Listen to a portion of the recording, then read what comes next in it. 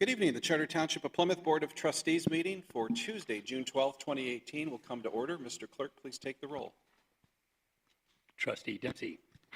Clerk Borba here. Trustee Dorshevitz. Here. Trustee Heitman. Here. Trustee Kermy. Here. Treasurer Clinton. Here. Supervisor Heising. Here. All present. We have a quorum. Thank you. Next, the Pledge of Allegiance will be led tonight by our own Bob Dorshevitz. I pledge allegiance to the flag of the United States of America and to the republic for which it stands, one nation, under God, indivisible, with liberty and justice for all. Thank you, Bob. Yeah, thanks. Prior to the approval of the agenda, I do want to recognize one of our former supervisors, Maury Breen, who is in the back row today. So thank you.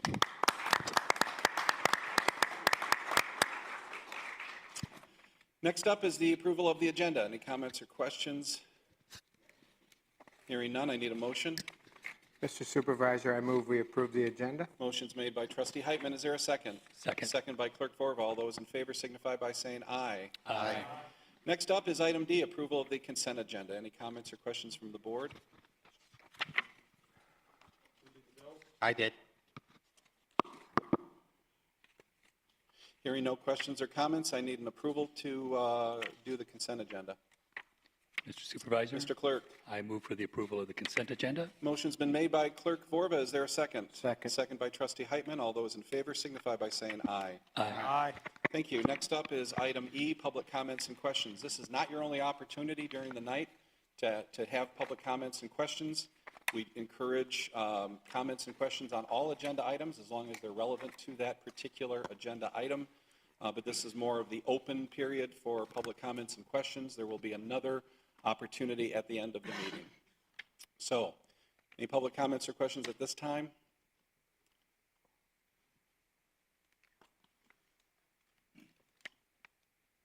Good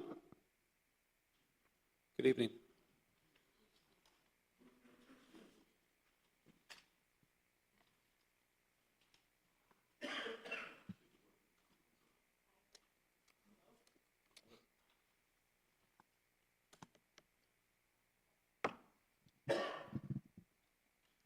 Hi, Mary Wydell, 50439 Fellows Hill Drive. A couple months ago, I requested at a Plymouth Township Board meeting that the board conduct an independent feasibility study to find out the financial viability of the PARC current building and the proposed new orchestra hall. Has this been discussed, considered, or pursued by the board? There have been multiple studies done by the park board that brought this matter to our attention, and we have had numerous public hearings and public discussions regarding this project since February. So, and you've attended most of them.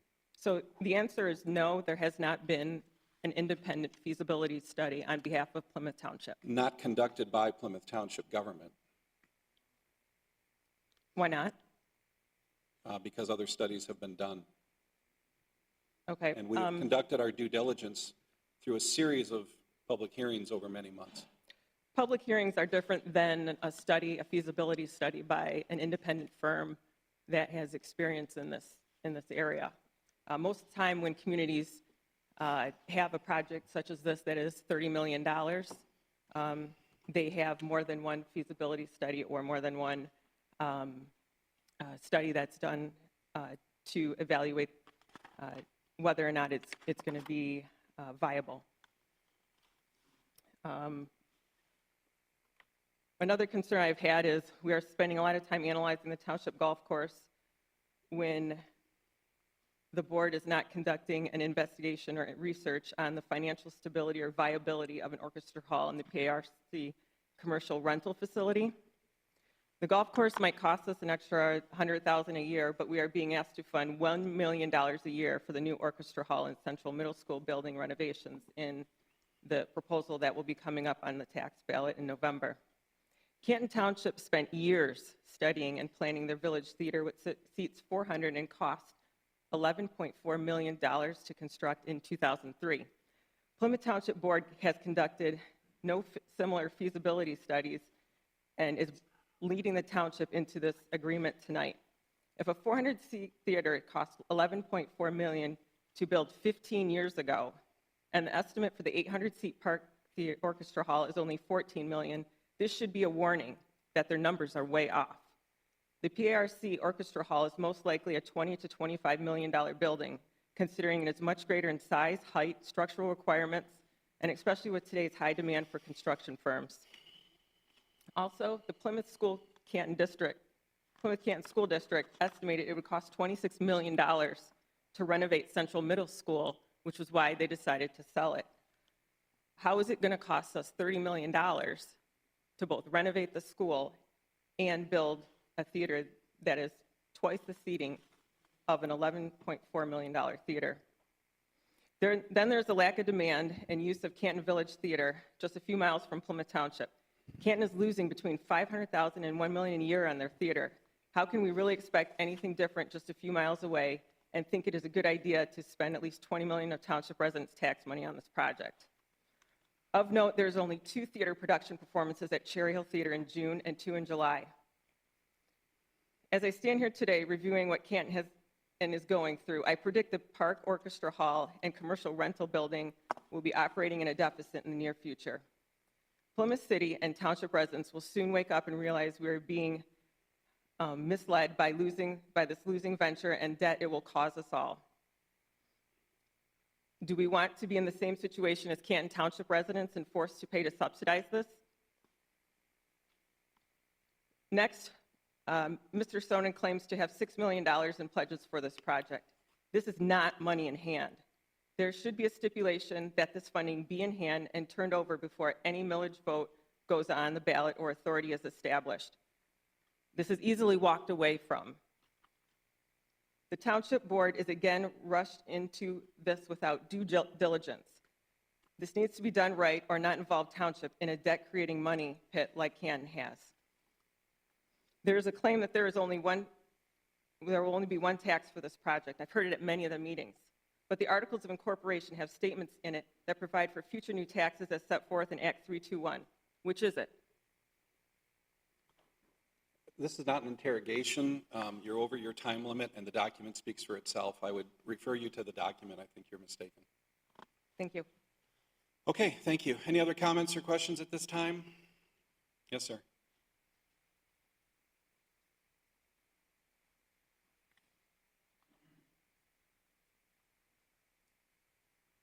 Fratelli, Plymouth Township President. Since the subject of PARK came up, I have a question. I was watching the government channel the other day. We have problems with updating fire trucks, ambulances, or hiring police personnel, hiring firefighters, requiring new ambulances. Why are we even considering a millage for PARC when we've got these expenses of our own? PARC is somebody's pipe dream out there where they want to put in a 300 or a 850 or whatever seat auditorium. You know, do we really need it? One of the meetings that I had attended, Mr. Sonnen made a statement that Canton Township was too small, losing money. Dearborn had an auditorium was too big, losing money, and this one is right sized at 800 or whatever seats. You know, what guarantee do we have that this is going to be self-sufficient with our tax dollars? From what I understand, the Central Middle School has tenants over there now who are paying to update their lease space at their expense. And we're asked to subsidize this facility with our tax dollars? It just doesn't make any sense, folks. You know, let's keep our interest in our money in the township here for our needs. fire, police, ambulance, and the equipment that's required to run these facilities. The presentation that I saw says in 2025, we're going to be running out of money. Okay? And here, we're going to be asked for money for something that, is not a necessity. So let's put our money worth, putting into our safety. Thank you. Thank you. Any other comments or questions at this time? Yes, sir.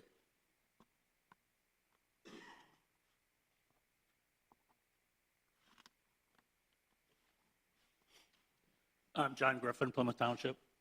What I'd like to say is that you guys are elected to be the guardians and administrators of our tax dollars. Most people in this township probably have no idea about this park. They have no idea they're being put at risk for a millage that, if it's voted to be approved on, could cost them over $20 million in the next 20 years. This will be passed. If you go to it, they'll have no idea what you're talking about. It'll show up on a ballot. They'll have no idea what you're talking about. But you are the people that we put in place to make the decisions for the people that are too busy with their work, too busy raising their families, and too busy with their lives to make the decisions for us as taxpayers that other people just don't kind of pay attention to. Now, the last meeting I was at, I understand that we have a gap in our pensions, which I'm assuming we still do, that has to be paid for. Is that correct? I also know, Kurt, from everything I've read, you want more money for safety, you want more money for improvements in the township, and that's fine. But to sit and even consider approving something that's going to put the rest of it at risk for 20 years is not a good use of what you were hired to do. This is a private enterprise. You can say whatever you want about a governing authority. It's a bunch of people trying to put a theater in place that, and I agree with the young lady over there, that have never worked, that they never will. There's no plan B. If this doesn't succeed, are they going to come back and ask for another quarter of a point of millage on top of the 0.75 they're already asking for? I mean, the taxpayers of this township expect you to do what's best for them. And when something like this comes up that puts us on the line for $25 million, I can't even see how you would consider approving the formation of an authority, knowing the way life is, that the majority of the people in the township don't even know what you're talking about. And I just do not think you should pass it. I don't think you should consider it. And I think you should take our tax dollars and put them to funding our pensions and improving the safety and other things that this township needs. Thank you. Thank you. Okay, any other comments or questions at this time? Yes, sir. Yeah, it's really, and it's kind of open at this point, but sure.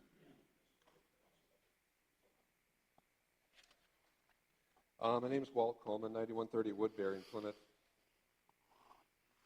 Forgive me, I just had time to print this up and come here after work. So, it says here, under Article 1, that the township and the city will become one body, basically, as far as decisions made. That's not true at all. I don't know Well, where it you're, says I don't know right what here, you're reading. shall be a public body corporate. Yeah, it's It an says it right authority. here. It's a public authority under state law. All right, purpose, to acquire, construct, operate, maintain, and improve the park complex.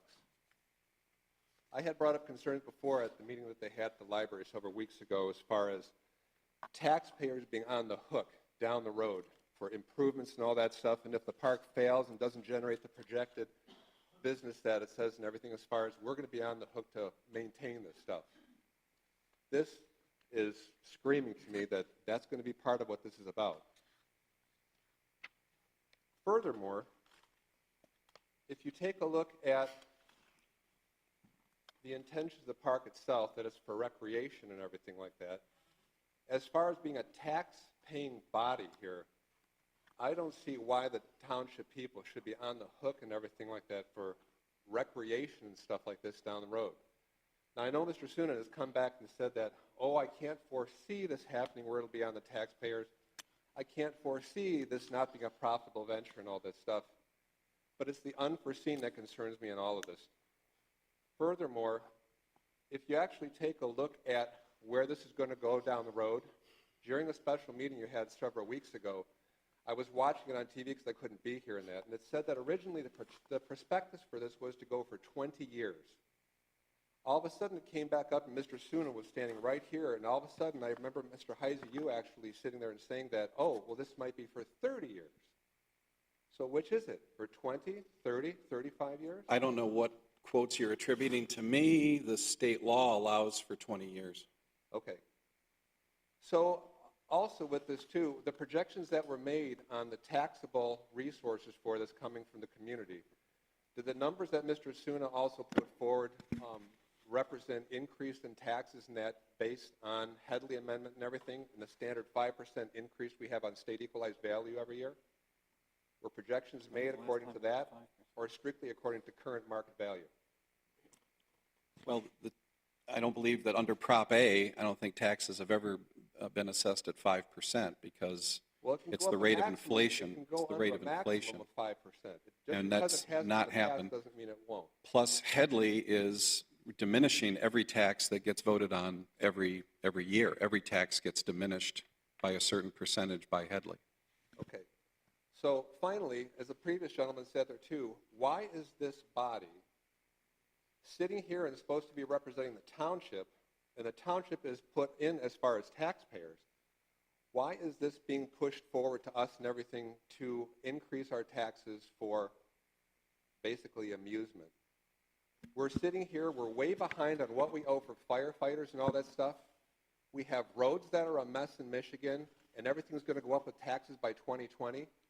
We also have DTE sitting here and going voluntarily now. They're going to full renewable energies on stuff. That's going to raise our bills and everything like that. Mr. Heise, you and I live in the same subdivision. Our roads are a mess. I've been going to the township meetings relative to that, and basically the state won't come in and everything, and they say, oh, we're going to have to assess property taxes to fix the roads in our subdivision. We have all these bills coming up. I don't know what you're talking about. The roads are controlled by Wayne County. That's not true, because we've had, when we come here Okay. for the township meetings and everything once a year and everything like that, they keep sitting here and saying the state will only come in if we assess taxes to the homeowners and everything like that to come up with a certain percentage of it and everything before they'll step in and do it. Wayne County is currently making $388,000 available to neighborhoods that do special assessment districts. The state of Michigan is not a player in that process. Okay, so then why then in our township meetings I'm always hit with this assessment and everything that, oh, we could be assessed a $10,000 increase to fix our roads. The subdivision next door to us already went through with that, and their roads are crumbling again and everything, and they had to pay like $9,000. And they did an SAD under state law and township ordinance, and they got the petitions, and they walked into that with their eyes wide open. So Okay. our neighborhood has not done an SAD. Okay, but again, with all the arrears that we in the township are in and everything like that, why are we even considering this? Why? Okay, thank you. Anybody else? This is just the open part here. Okay, very good. Oh, yes, sir.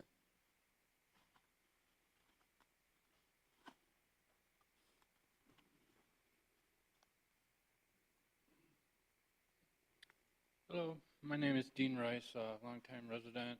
I'd just like to reiterate what some of the other people are saying. I just don't think we should be involved in an orchestra. I don't feel it will enhance our community. I think there's other things that we need to worry about a lot more than that. Okay, thanks. All right, anyone else under this portion of public comment? All right, very good. Let's move on to item F1. This is the approval of the para articles of incorporation. Any comments or questions by the board at this time? Mr. Dempsey? As I mentioned when this first came up on February 27th, I'm asking you all to vote under the Charter Township Act to allow me to abstain from voting. I've sought counsel. I've called the Michigan Townships Association. I've come to the conclusion, as I did in February, that for me to participate in a yea or nay vote on this would involve a conflict of interest. I did look back to see if there were any precedents, and back in November of 2016, a matter came up, and Trustee Mann requested that the board allow him to abstain because his law firm was involved in that matter, as is my firm in this. So I would respectfully request that you allow me to abstain from voting on this matter. So the rationale for your basis of abstention is in your role as an attorney. Is that correct? I believe it's really threefold. One is my role as an attorney. I am affiliated with this firm, which represents the client that has put this forward. I think I may be approaching this from a very conservative standpoint. When I look at the ethics ordinance, I think that suggests I should not vote. And then when I look back at the statements I made during the campaign, I believe I should endeavor to uphold those and avoid any appearance of conflict. So really it's threefold kind of rationale. So it has no bearing on the para agreement itself or the purpose of or intent of the agreement? Just because of the potential or the real conflict. That's the basis for my request. Okay, because, and again, I'm not doing this to be a pain, but it's because you are of counsel to the Dickinson Wright law firm, which was hired, I assume, by Park to render the first draft of this, of the Articles of Incorporation. As to that, yes, correct. Is Dickinson Wright still engaged with PARC?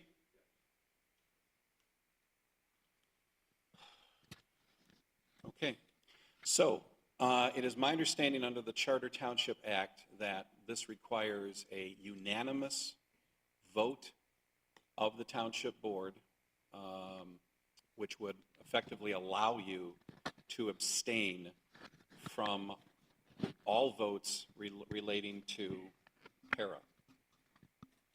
That's my understanding, and I think in conversations with Mr. Bennett, that would be the case. Okay. Before we vote on that, I'm still struggling with this, Jack. Can you help me understand the conflict? Which aspect? You mean is it a financial one? Is it an ethical one? I'm not Well- not clear what you feel the conflict of interest is. Well, the principal one is ethical. But consider the fact that my law firm has provided advice to a client. That client has come to this board with a proposal based on state law, interpretation of state law, of an authority, how to engage in this. And this board has gone through and looked at that and commented on it. I have not. I have deliberately tried to refrain and have refrained. So how am I able to vote yea or nay on something that is being brought to this board, advocated for by a client of the firm? So I've asked and I've been given the advice, which I believe I should accept, that it would not be appropriate to do that. So do you have a financial interest in the outcome? I don't know if I can answer that question.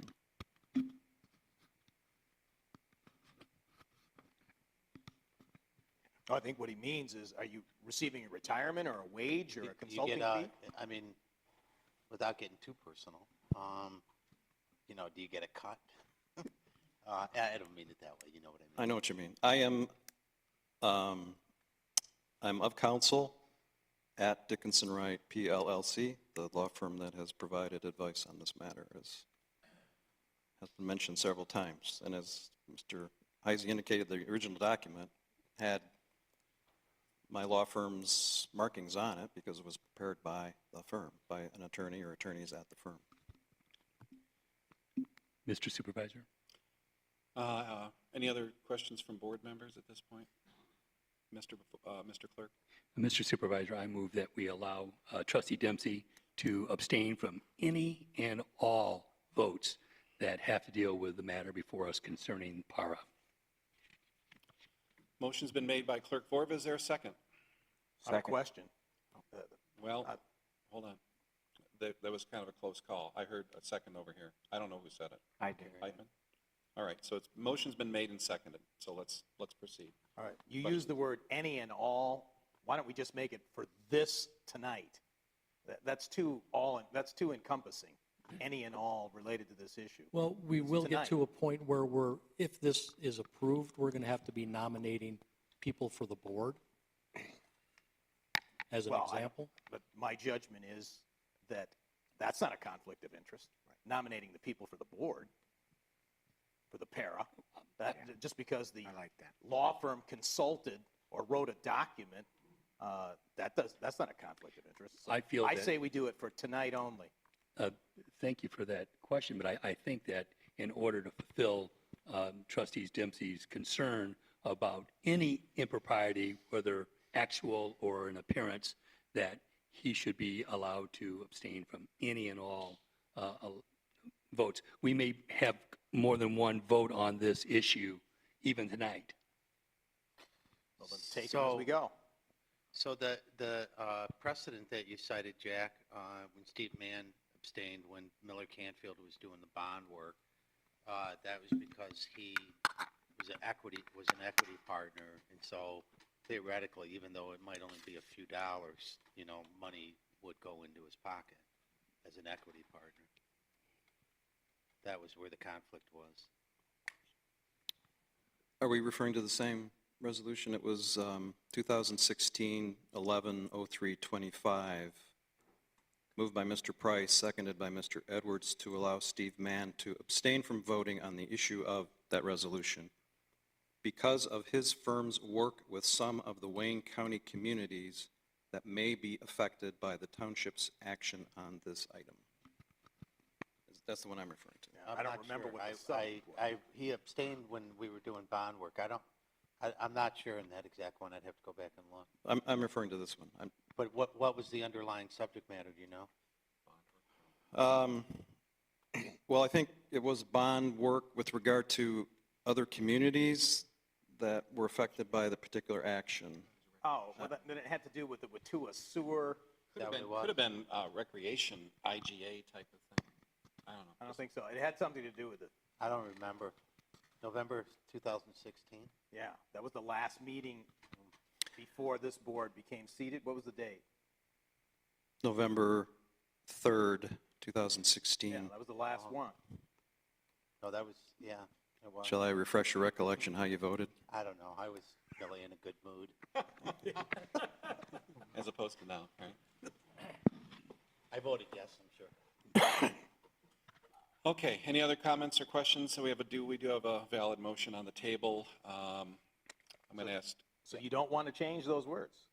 Because I'm going to vote no, and that'll cut it off. So if you change those words, I'll vote yes. Change what words? All encompassing, any and all. Well, isn't it really up to Jack if he wants to recuse himself from one? No, it's not up to Jack. What he wants to recuse himself from is up to Jack.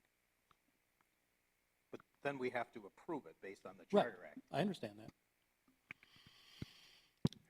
I would obviously appreciate it if the board would allow me not to vote on this matter tonight.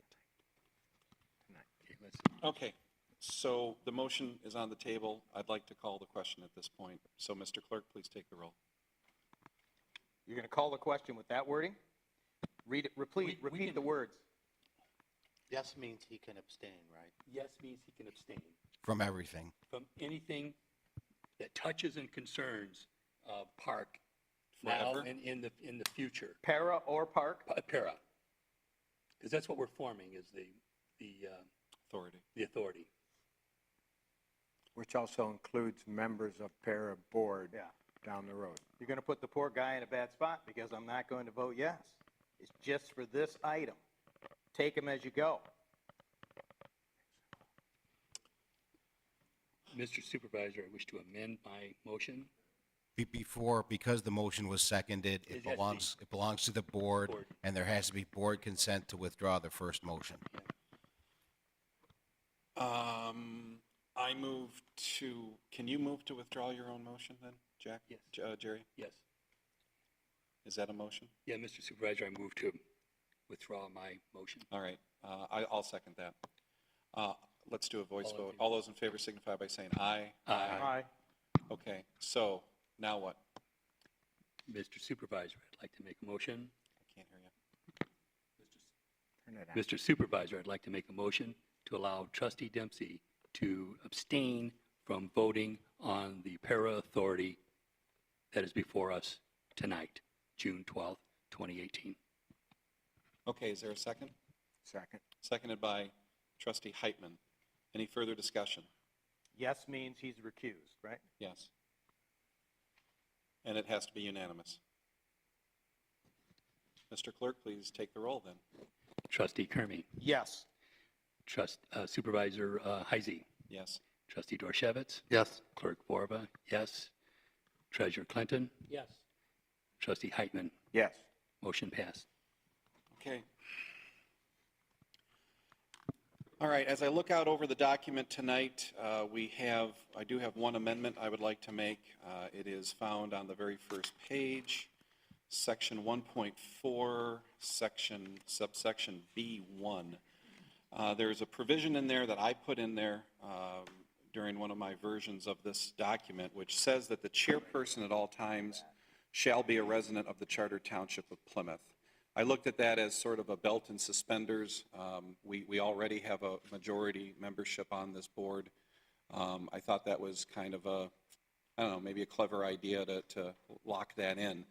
Upon further review, however, I believe, and this is my analysis as a lawyer, that I think that that is probably illegal and unconstitutional as a violation of due process and equal protection. And let me just give you an example. That would be like amending the state law to say that the president of the Plymouth Canton School Board has to be from Canton because they pay the bills. They've got more kids. They pay more into it. Another example that would be equally absurd would be that the chair of the Wayne County Commission has to be from a resident of Detroit because similarly they are the largest body in the county. So I guess I made my point. I mean, we still control the majority of the board.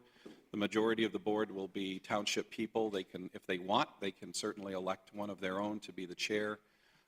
Furthermore, I think it's a little bit too much meddling in the inner workings of the board itself, which should normally be done through the board's bylaws. But ultimately, I do think that this is probably an ill-advised provision in there, even though I put it in. So I put it in, and I'd like to take it out at this time. Now, Mr. Clerk, I don't know, or Mr. Attorney, I don't know if that requires a separate motion to amend it. If you make a motion to take that out and have it voted on as amended, it does not require a separate vote to amend it. Okay. Because I also don't want to revisit the abstention thing again, so. All right, so that would be my one change, amendment to the document. And as you previously said, as published in the newspaper, that provision was in the newspaper? Yeah, that provision was in the newspaper, and the newspaper clearly stated that the township board would be, I actually have a hard copy of it from the paper, and the provision itself says that the notice to consideration to establish a recreational authority, this item will be considered. So there is permissive language in there. I have consulted with the attorney. I don't believe that that presents any kind of fatality to the state requirement that the document be published at least, or be published once, at least a week prior to the board's consideration or adoption of same. So I think we're okay there. And Kevin Bennett, I have consulted with him, and I believe he would agree that we are in compliance with state law with respect to notice requirements. That's correct. I did send an email to Supervisor Heising. I think I copied the board on that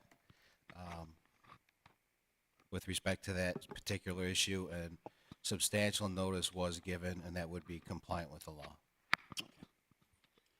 All right, any other comments or questions from the board at this time? Bob? Just a couple quick comments. One is that I'd like to underscore that what this is about is that if this is approved tonight, this is about the creation of an authority that would exist only, if and only until that authority, that entity went out for a millage and then the voters approved the millage. So this is not about the board really asking for money. This is about, it's a philosophical or ideological thing for me.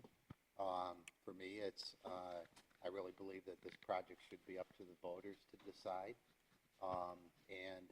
By creation of this authority, what would then happen is those of you that are opposed to it, would have the opportunity to educate others as to why you're opposed to it, and those are in favor, likewise. I think it's important to provide that clarity. This is a step towards allowing this entity to come back to you, the voters, and say, do you want this or not? And in November, I do not agree with the argument that, once it's created, it's done because people don't pay attention. Because if people vote for it and they don't pay attention to it, then they're not being very good voters. So that's it. Thank you. Any other comments or questions from the board? Are you going to be taking other comments from? Yes. All right, so I'll have another opportunity to speak. Sure. All right.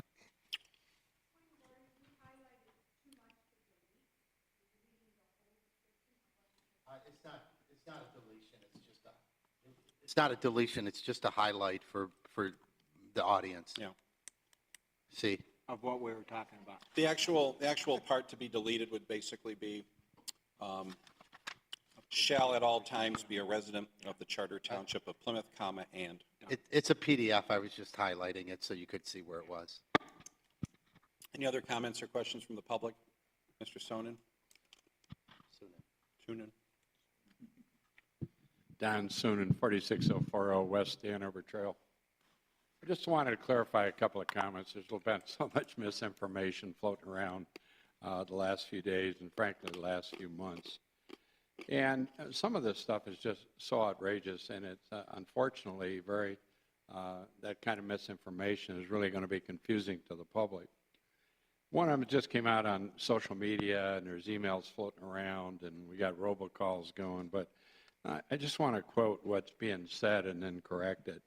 It says, under the law, the Para Park Board has the authority to do all of the following. Go out for a millage for up to 20 years. It does require voter approval, and is the obligation of the authority. Well, not too bad. We're at 3/4 of a mil. To borrow money, issue bonds and notes not to exceed 2 mils in order to acquire, construct, and equip the 800-seat orchestra hall and do some renovations to the Central Middle School. They're saying it does not require public approval if the bonds are for less than 5 years. The debt is the obligation of the authority. Third, to issue unlimited general obligation bonds in any amount does require approval, but the statute clearly permits a Para Board to ask for any amount it wants. This is part of the quote. Obviously, this is ridiculous. Yes, the statute has a very broad range of applications. It can be applied to a whole number of different applications, and it does allow a recreational authority to request those items. But the Para is limited by the Articles of Incorporation that is under consideration for tonight to 0.75 mils for 20 years, which is what's being considered. That's it. No more. All the rest of that stuff is just garbage, really, to this decision. It's just to create confusion. And those that are out promoting this understand that. And then the robocalls today, man, I tell you what, every time I think this number 6 or number 7. In a quote that Kurt Heise has a diabolical plan to turn over care of the township parks for the next 20 years to Don Sunan. You want them? You want them? Don, are you going to live that long? Well, I'm I'll get you a lawnmower Really? and a Really? gator, Well- and you're all set. Huh? we got to negotiate to pay for that one, I'm telling you. I mean, that's just hysterical. And it's just meant to scare people and confuse people. And the calls I'm getting today, and I'm sure the township office got them as well. You know, why are people making such stupid claims other than to just deliberately mislead people? And why do they have to resort to those kind of lies and blatant misinformation? This is just beyond me. They're not going to intimidate me. That's a pretty tough challenge. But I'll tell you, it is certainly causing other people to be very reluctant to volunteer their time for community service. And I think that's the real danger in this. Who is going to subject themselves to that kind of abuse just for volunteering their time for what may be for the benefit of the community? These people really can't be allowed to destroy the soul of our community. This really has to stop. I want to compliment the trustees on their deliberation on Park. We do have third-party business cases. We do have professionally done market studies. We do have professionally done architectural plans with professionally deliberated costing on this project.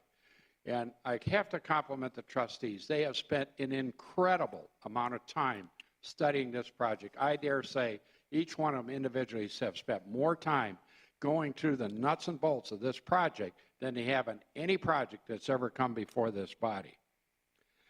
So remember, too, I think everyone here and those that may be watching need to understand, this board tonight is not making a determination to raise your taxes.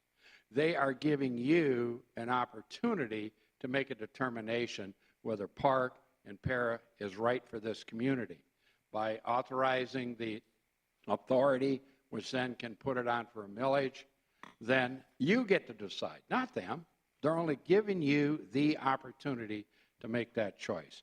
And they owe it, I think, to the community to give us that choice, and we have an opportunity to be diligent, to be deliberative, to understand what we're voting for, and I don't buy the argument that people vote and they don't know what they're talking about. I think this project has gotten enough attention, will get a whole lot more, and I trust the people of this community will make the right choice. And if they decide against it, that's fine. We go away. Okay. All we want to do is give them the opportunity to do so. All right, thank you.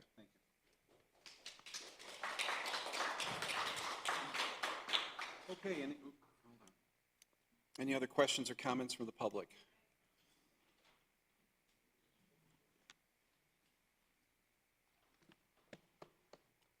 I'd like to readdress the question that I had earlier. The proposed document today says that in section 3.4, section part C, a tax levy as provided in Act 321 and these articles of incorporation. Act 321 allows for future taxes outside of what is specifically stated. So that's where I have a concern, is that we will be taxed on this in the future because it is stated in here that is referencing Act 321. And we need to know, will there be any future taxes based on what this document says right now? And I know there's been studies by the PARC on this project, but we've had no independent assessment and feasibility analysis by a firm hired by the township with the township's interests. Everything that has been done so far has been in the interests of the client, which is the PARC. Yes, we can look at it. Yes, we can evaluate it, but we need to have our own opinion and interests looked into so we know this is the right project. And we know that it won't be costing us $50 million. The costs that Canton Township have gone through should be evident that this theater will not cost $14 million. And that should be answered before we enter into anything. What are the true costs? And why don't we have a feasibility analysis with the interests of the township? Thank you. And can we be guaranteed there's no leeway in this document that there will be an open door for future taxes? The document clearly states that the para authority may levy up to 0.75 mils for 20 years. So Act 321 allowances are not applicable. I don't know what you mean by allowances. This document is drafted pursuant to Act 321. Well, I have a question along that. What I think, I also have that question. Is this a cap, or will 321 guide this to increase or provide the opportunity to have another millage? The documents provide a cap of 0.75 mils. Under state law, they can go up to 1 mil. We capped it. So if it turns out they wanted more, what would this para have to do?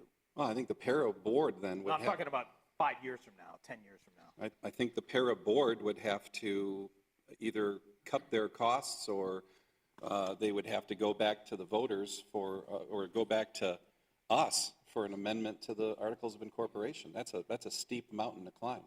I wouldn't support that. So that 0.75 is a cap. Yeah.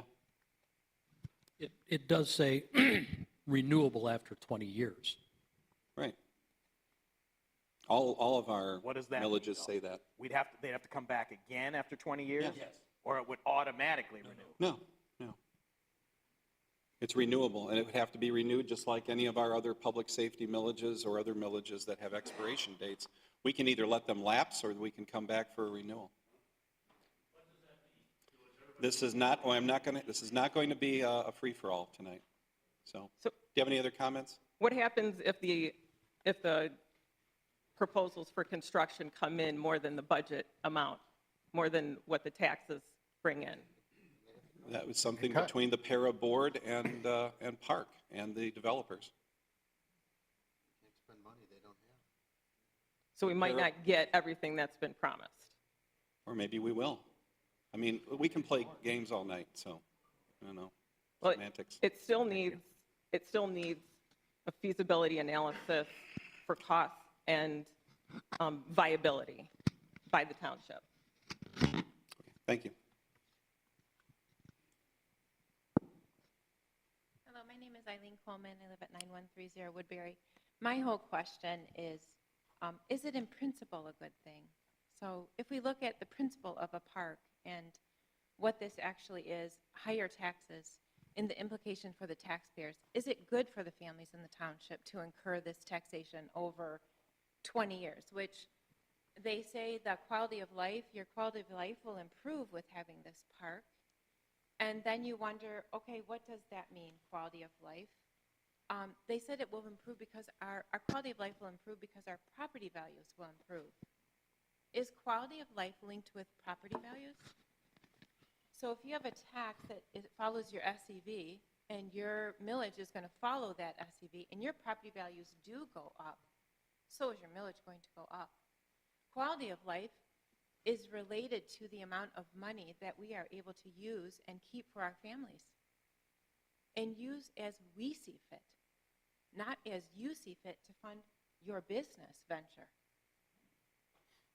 We have in this country, we have the freedom to choose what is our leisure, our arts, our recreation. We have theaters all over. Ann Arbor has theaters we drive 30 minutes to. They have a music hall we go to. We hear performances. I don't have to be taxed for it. We can get tickets, $10 theater tickets, and hear the Ann Arbor Symphony. I think much of what this park is doing is redundant. I don't think it's a bad idea in theory what is being done, what they offer. Some of it is very worthy. The question is, should the taxpayers be paying for a business venture? That's what this is, a business venture. We are paying for a group of people's business venture, and the question is, principally, is that good? Is it good? Is it good for the families in the township? Does it help build stronger families? And that's a question to think about. The other thing is, people do not know about this venture. I've talked to a lot of people in our neighborhood, they have never heard of it. So I'm kind of wondering, why is this, first of all, a very complicated venture, by the way. The language is complicated to understand. The taxation is fairly complicated to understand. And the implications to the taxpayer, also difficult to understand. This should be clear. This should not be a complicated language. How much is it going to cost a taxpayer who owns a house at $300,000 versus a house at $500,000? How long is that commitment of taxes? You need to be clear so people can make decisions, thoughtful decisions. Is this something I'm interested in? And I do not think that information is, first of all, easy to obtain, nor is it easy to figure out. This is a complicated contract. You guys are even struggling with this contract. Now put it in front of the voters who won't have access to all these meetings and all this complicated language. So I think it's something worthy to think about. First of all, is it good for the taxpayers? Is it good for the families? Is it good for the community? Okay, thank you. Next. Hello, my name is Ann LaFond, and I live at 13009 Portsmouth Crossing in Plymouth Township. I want to just say a few things about what's been said before, but I want to thank the board for all while you've been in office being transparent. That's what we ask for. We're seeing things are explained, and you're resolving issues that needed to be resolved. The last speaker said that people need to be able to choose, and I believe people do need to be able to choose, but unless you vote yes tonight, people can't choose. If we don't have PARA approved, they're not going to be even able to make a decision. What the previous speaker also said is that the voter needs to have facts, and that's part of PARA's job before November. Once it's put on the ballot, then explain to the voters, have fact sheets. That's part of Park's job also. But none of us will be able to choose as voters what we want our community to be unless you vote for PARA, so they can put the millage on the ballot, and then everyone can choose. And then the last thing to address, the quality of life, to me, does not just mean my property values are up. The quality of life is what Park is trying to do with activities for seniors, activities for young children, activities for families, concerts, painting, whatever you choose, that improves your quality of life. So it can be made into many, many things in the future. So that's my opinion, but everyone has a different opinion. But if they're not able to vote in November, they can't express their opinion. So I thank you, and I hope that you vote yes. Thank you. Anyone else would like to speak at this time?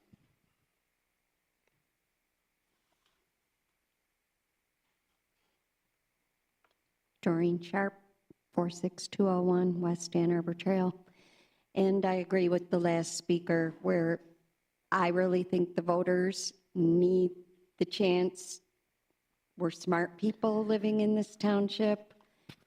We can read, we can write, and people made their decision at the last election. We elected a new board.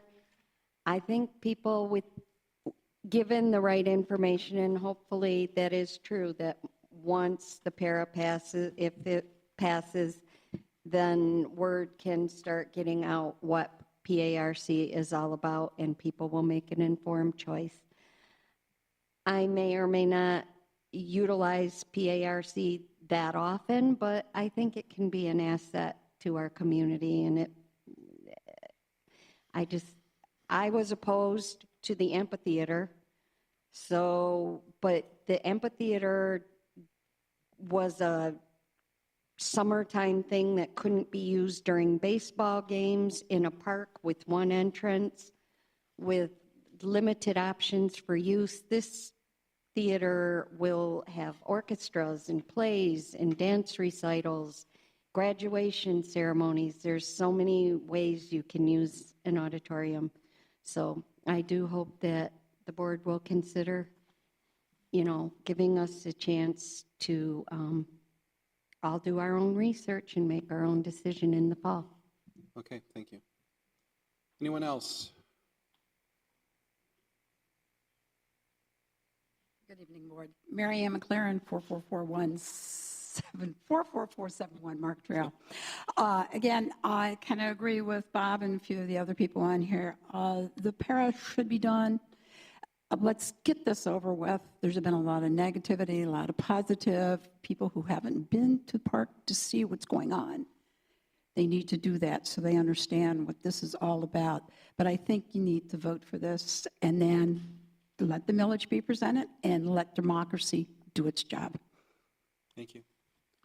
Any other comments or questions? Any comments or questions by the board? I have one. Chuck? This is a difficult decision. Our past experiences with combinations like this have not gone well in every case. And I know that during the negotiation of this, there was some attempts by the city to creep it up to make it bigger. So I do have some strong concerns.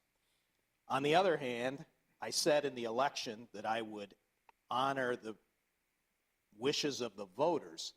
So that means then they would get an opportunity to say yes or no, up or down, and rank it with the other, what I think may be many tax increases on the November 2018 ballot. So I do have some grave concerns, some trust issues, but in the end, the voters are going to have to evaluate those. It's a pure democracy style thing. It's not a representative situation. A township gets to vote, which is one of the great things about a township compared with cities. And one other thing to remember, the city also has to vote yes if the township votes yes. One votes no, it's all done. So Well, I share your trust issues. Sorry, Gary. No. You know, I think you hit it spot on. I mean, that, particularly during the election, I think it's just, it should be up to the voters to decide. You know, this board will not be making the case for or against. It will be up to the, you know, the individuals that are involved to educate the public and make the case. And, you know, that being said, I mean, if I'm for it or against it, or I'm for it and you're against it, and, you know, we're adults about it and good neighbors, we can still be friends. And I think the request out to the community is just, you know, let's avoid any of the personal attacks. And let's just evaluate this as a community and try to be educated and try to be honest about the facts. So where's the city of Plymouth on the vote for this? I believe they will be taking it up at their next available meeting. Next Monday? Which would be next Monday. Yeah. Any other questions or comments from the board? Yes, Mr. Supervisor. What? Yes, what? Now what? This is really kind of a simple vote for me in that the people who are doing this, that want to do this, could petition to have this put on a ballot. They could, you know, sort of circumvent coming to us. They could petition to do it.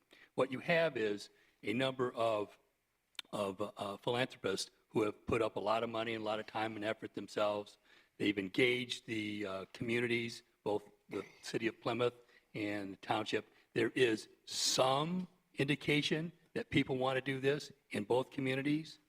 And so they could really kind of do it without us. But because of the effort that they have put forward, they've asked us to put the PARA together, the city and the township, and then allow you to vote. So they could do it without us if they wanted to. So all we're doing is saying, PARA is here, you can vote on it. So they could do it more than one way. So this is real simple. It's like a part performance of a contract. They could have done a petition, but they've done all the other work, and they're just asking us to put this together to put it on the ballot. It's really that simple. Okay. I move to authorize Resolution 2018-06-1232, approving the Articles of Incorporation for the Plymouth Area Recreational Authority as amended, and authorize the supervisor and clerk to sign same on behalf of the Charter Township of Plymouth Board of Trustees. Second. Seconded by Trustee Dorshevitz. Mr. Clerk, please take the roll. Trustee Kermy. Yes. Trustee Dempsey. Abstain. Supervisor Heisey? Yes. Trustee Heitman? Yes. Treasurer Clinton? Yes. Trustee Dorshevitz? Yes. Clerk Borba? Yes. Motion passes. Thank you very much. Next up is item F2, 5 Mile Property Purchase Agreement. I am requesting your approval of the attached purchase agreement with Hillside Realty for the property at 5 Mile and Ridge Road in the amount of $3,550,000. As we know, this is governed by a consent agreement between the township and Wayne County Treasurer. Under the agreement, proceeds of the sale will go to Wayne County, minus $741,150 for the township. The county treasurer has also agreed to deduct a little over $1 million from the sale proceeds for the construction of needed water main installations that will service the site, which will be held in escrow by the township. More than likely, they'll be held by a bank that will be designated by the township. I believe this document represents the best efforts of our realtors, Signature Associates, myself, frankly, Gary Heitman, who has also been very involved in this, that Hillside has proposed to us a proposal that is consistent with our vision for 5 Mile, the shared vision of Plymouth, Northville Townships, State of Michigan, and Wayne County for the development of this site. They're looking at the type of mixed office, light industrial, high-tech corridor that we have all envisioned for the 5 Mile properties, going all the way from Sheldon all the way to Napier. Hillside is also a local business. They're based here in Plymouth Township. They're actually just down the street on 5 Mile.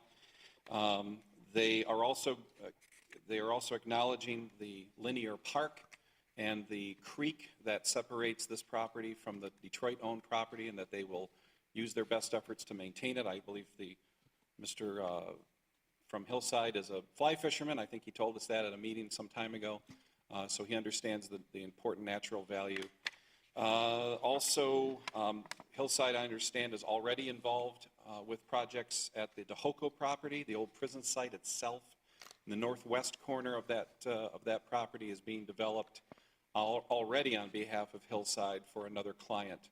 And they have a separate agreement, I believe, with the state of Michigan for that, or will be shortly. So again, I think that this represents the best efforts of many people over many months. It will provide us with funding that we have budgeted for, frankly, and that we need.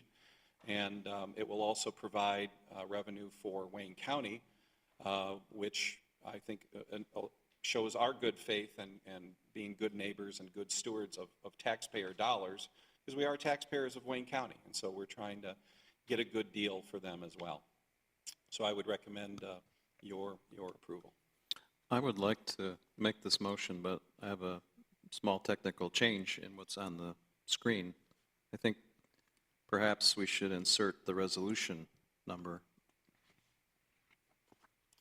So it would be... That resolution number would then be, I believe it's mentioned in our agenda. Yeah. So if I might make the motion, I would move to authorize resolution. Jack, just some discussion before we go there? Well, I'm happy to have discussion for length after the motion. Yeah, we can do that. So you want to make the motion now? That motionist interrupt us there, but sure.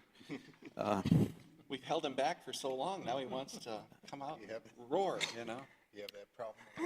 So let me start over. I move to approve resolution 2018-06-12-33 to approve the purchase agreement with Hillside Realty Investments, LLC for property at 5 Mile and Ridge Roads, and authorize the supervisor and clerk to sign same. Motion's been made by Trustee Dempsey. Is there a second?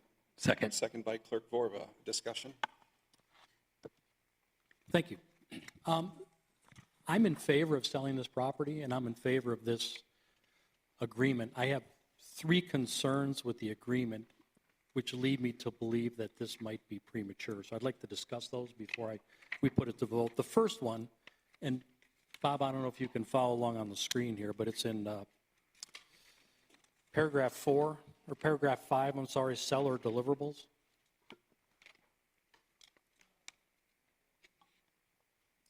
If you go up Page a 2 little of bit. 10. 5, which? Yeah, you're on the right page there. In that very top paragraph, if you go up a little bit higher, it refers to the Michigan, one of the conditions of this is that we deliver evidence that this property will be included in the Michigan Brownfield Redevelopment Program. I need to understand what that is and if we can make assurances that this property will be included in the Michigan Brownfield Redevelopment Program. The Northville Township and Plymouth Township have been approached by the Michigan Land Bank, which is a subsidiary of the MEDC, with a proposal to create a specialized brownfield authority for the 5-mile corridor. It would extend from Beck Road to Napier, and it would be comprised of Plymouth Township, Northville Township, and the state of Michigan Land Bank. But basically, the state of Michigan would be the third party. It is my intention, we are in negotiations right now with the Northville Township and the state on this project, and it's my intent to get a presentation to the board in mid-July with an eye towards a signed document by August. So, I mean, it's in the works. This acknowledges that. We've explained that to the buyer. I guess your follow-up question, Mark, will be if this deal falls through, if there is no authority, what's the fallback plan? And I don't want to speak for the buyer, but if a condition is not satisfied under the contract, I mean, he could declare us in breach, or he could merely come back and renegotiate that particular provision. Again, I don't want to. You guys want to come up, or Dave Green as well? Dave Green is from Signature, our realtors.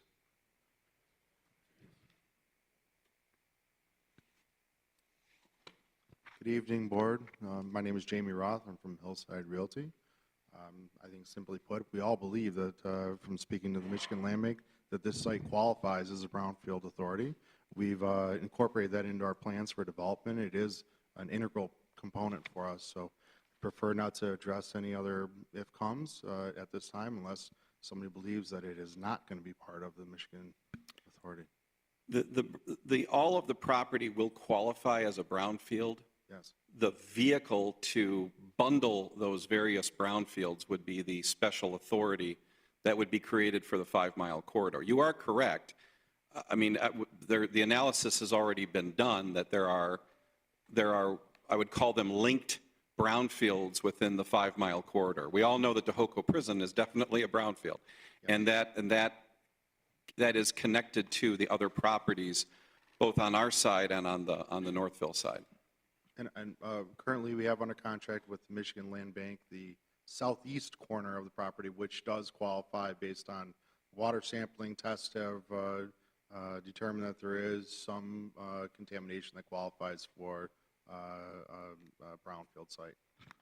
When you say the southeast, you're talking where? And who owns the property now? Of Ridge Road and 5-mile. This piece of property? No, that's the southwest corner. I mean, it's owned by someone else other than... The silo spot. I think are you talking about the Northville Township side or the Plymouth Township side? The Plymouth Township site. Yeah. Okay, so that's the northwest corner of the Tohoku site. That's correct. Yeah, that's all contaminated. Okay, not south. Well, Not southwest. Southwest, southeast corner of Ridge Road and 5-mile, northwest corner of the Tohoku property. Okay. Okay. all right. I want to expand on that a little bit. So that's why you think that this property may have some contamination. In my opinion, it's unlikely because it's been used as farmland the whole time. So let me ask you this question. If there is no contamination on there, it doesn't qualify for a brownfield on the property you're buying. Chuck, I would tell you that based on our conversations with the Michigan Land Bank, who really are the experts in this area, these parcels are going to be bundled with properties on the Northville side and with the Tohoku property. Basically, the state law allows you to have contiguous parcels that are connected to known brownfield sites. Tohoku Prison is not the only known brownfield site. It's brownfield across the street. It's brownfield to the west on the, again, on the Northville side. But under a 5-mile corridor brownfield authority, the beauty of the law, Chuck, is that you can bundle all of these sites and they can all benefit, frankly, as if they are all contaminated. Well, tell me why you would want to subsidize that, because that's what this is there'll be a subsidy for the developer to have land that's clean, where they're collecting taxes, and then it is paid to them for remediation in future years, for remediation for the plot that they're buying that doesn't have any contamination. Nothing to remediate. That's what I mean. There's nothing to remediate. But the money will be used to remediate the other contaminated parcels that are part of this, what would become a contiguous other parcel, like what Kurt said. So I believe this is a manipulation of the brownfield law and doesn't meet the intent. The intent is to clean up, not to give a subsidy to the developer. The other purpose of the brownfield law is to build necessary infrastructure that benefits the contaminated sites. You have contaminated sites on both sides of 5 Mile. We can use the brownfield law to build infrastructure, such as sewer lines, rebuilding Ridge Road, improvements to 5 Mile. Those are the big three. And it is allowable under the brownfield law, and I'm really looking forward to having the land bank people come to our meeting in the next couple weeks to explain this in more detail. It's very, very intriguing, very promising, and it is legal. Well, yeah, I realize it's legal, but it's not in the spirit of doing the right thing in using the brownfield to clean up. That's what we've always used brownfield for, to clean up, not to build roads or to subsidize, to make his costs lower. Okay, that's what we're going to do. We're going to, I say, clean up what needs to be cleaned up, but not use it as a subsidy for land that's clean already. And there's a high probability this land is clean, that he's buying. But it's land that does not have sewer service or water service. It has inadequate roads. Right. And that is, in the past, Plymouth Township, the developer has built the sewer and the water to the property. In fact, his relatives who were involved in other developments here, they paid to build the sewers and water 30 years ago, 25 years ago. Well, I would just tell you that's more of a philosophical argument of what's allowable and acceptable under the State Brownfield Act. Sorry, Mark, that was your question. That's fine. Mark, that's good number point. one. So Number two, and if you could just scroll down a little bit, is paragraph C there. It talks about one of the conditions is that we have to provide evidence that this property has been designated as an industrial development district, which currently it is not today. So we as a board would have to rezone it, approve it as an industrial development district before we can comply with that term of the agreement. Right. That would not be a rezoning. It's already properly zoned, but there would have to be an IDD designation. Right? Okay. Which we do all the time. That's easy. I get it, but the point is it doesn't exist today, and we're putting it in a contract as a condition. And it's a good point, and it says prior to the expiration of the due diligence period. So we can next month, during the due diligence period, designate this as an IDD. They pay a $500 fee, and we go through the process of notification for their particular parcel. Not all of it, but for their particular parcel. And that's, can be accomplished within a month, and that falls within the scope of their due diligence. But it is a condition that we have to meet. It doesn't say that there would be a tax abatement. No, it just does is say. IDD, right? Okay. The next step would be an IFT if they applied for one, but they would have to then be approved by not only us, but by the state also. Okay. Usually they wouldn't bring the industrial facilities exemption. It would usually be the proposed tenant that would bring that with the proposal of how much they're going to invest. Exactly. So the IDD we would create, and then they could, if they met all of the requirements, could apply for an IFT. Okay, then Bob, scrolling down to paragraph 8, this is my last point. kind of right in the middle, it says seller, where did it go? Seller shall be responsible for completion of the following offsite, a little bit above that. Seller shall be responsible for the completion of the offsite infrastructure improvements required for purchasers' development of the property as a business park as set forth. So basically, what this is saying is that we, the township, would be responsible for the water and the sewer. They are responsible for the water using the $1 million that's been held in escrow at the request of the county, with the concurrence of the county. It would be the responsibility of the Brownfield Authority to install the sanitary sewer, which is, the intent is to have a new, well, not new, to have a sanitary sewer line extending from Dahoko Prison all the way to Napier with the required pump stations and lift stations and everything else that we think will be required. So I would be supportive of this tonight if we could reword this to say not seller shall be responsible, but the Brownfield Authority would be responsible for the sewers, and the $1 million would be a not to exceed for the water. Well, let's see. On the water, if you go further down, Bob, Wayne County has agreed that $1,014,000, the purchase price, may be used to fund, among other infrastructure improvements, the construction of a water main. So the $1 million is intended for the water main. That's the agreement that we have with Wayne County. But that language is open-ended, and it is contemplated that it could be used for more than water. Infrastructure improvements. Water, yeah. So long answer, Bob, is, I'm sorry, Mark, is the water's taken care of. That's what the escrow money is for. Now, what if it costs more? What if the water and sewer cost $5 million? Well, we've, as long as nobody from the county is watching, we don't think that's going to be that high. I think it's going to be closer to about 400,000, 500,000. Mr. Richmond? So what do you do with the leftover escrow? Well, we'll work with Wayne County on that. We could use it maybe for other things. Dave Richmond, do you have an estimate on the water main for this particular project? For this particular project, the estimate was, I think, this one was around 700,000, 650 to 700,000 just for this project alone.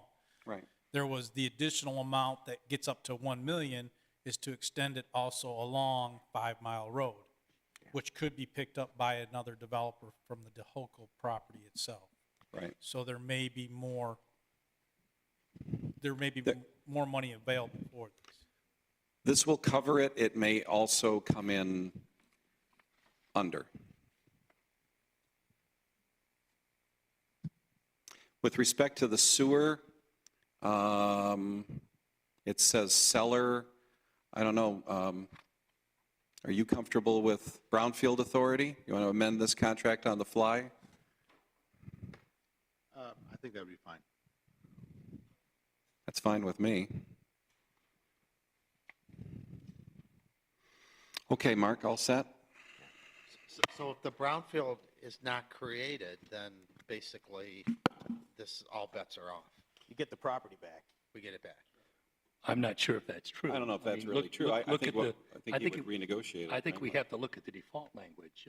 I would ask the attorney to weigh in on this, because when you read the default language, these other things are conditions that have to be met by us, and the default language would be in effect. Anytime in a real estate contract, a purchaser under a purchase agreement has several remedies available if the seller defaults. One of the remedies that's available exclusively to a purchaser is called specific performance. Exactly. Specific performance allows a prospective buyer to compel the seller to sell the property according to the contract. Under this particular contract, the purchaser has that option. The purchaser also has the option to back out of the contract. So with the a brown, in short, if the brownfield were not created, it would be the purchaser's option. They could either compel specific performance, or they could say, you know, we just don't want to do it. Yes. Okay. But the specific performance, if I'm not mistaken, would be requiring there's a brownfield or have some other damages that would be available to them. Well, it goes back to the question Mark asked. Now, then, is the township now liable to build out the sewer, the water and sewer? If the brownfield doesn't exist, if the brownfield is not approved and it doesn't exist, then does that put the township on the hook? That's the question. No, I would think it would be a breach of contract, or he would renegotiate the contract with us. But if there were specific performance, Yes. so would it not hold that the township would be required to perform in lieu of the brownfield? Do you really want to respond to that question, Mr. Bennett? Pardon me? Do you really want to respond to that question? I'm going to say that under the doctrine of specific performance, the sale of the property can be compelled. With respect to the remainder of the contract, that would not be under the doctrine of specific performance. The answer is yes. He does want to answer. Carefully. One related comment is that I think if there's a motion, it should include a provision that the first X amount of dollars of the proceeds are used to pay off the loan that we got into when we bought this property, so this doesn't become a way for the board to borrow money. What do you expect the proceeds to be after that'll go into the budget? How much is the loan? How much do we have left on the loan, Mark? We have about 235 left on the loan. But under the court order, we'd receive $741,150. Right. So we should, the first 235 of that should go to pay off the loan. Well, that would be, we can't No, put that in a contract. We can't put that in a contract I'm between. saying in the motion. Oh, in the motion, okay. Yeah. There's no privity between us and the Yeah, in loan we have. in the motion, I just, you know, Yeah. I mean, not that I don't love you and trust you, but So, for if that example, money were used for something else, that would be tantamount to borrowing money for that other purpose. so Mr. Dempsey, would you want to use your legal acumen to draft something like that on the fly? I mean, it's just simple. Furthermore, that the loan utilize Proceeds be used to that the proceeds retire the loan. that the townships, the loan. I guess we know what the loan means, but the loan used to acquire this property. I wasn't here for that, so is that good enough? I mean, we know what that means. For perpetuity's sake, I don't know. I just wanted to make sure we're clear that's what we're going to I think what we're doing is we're basically telling Mark to pay off the loan. Pay off the loan. You're right. Okay. pay it off. Okay. So we are going to insert that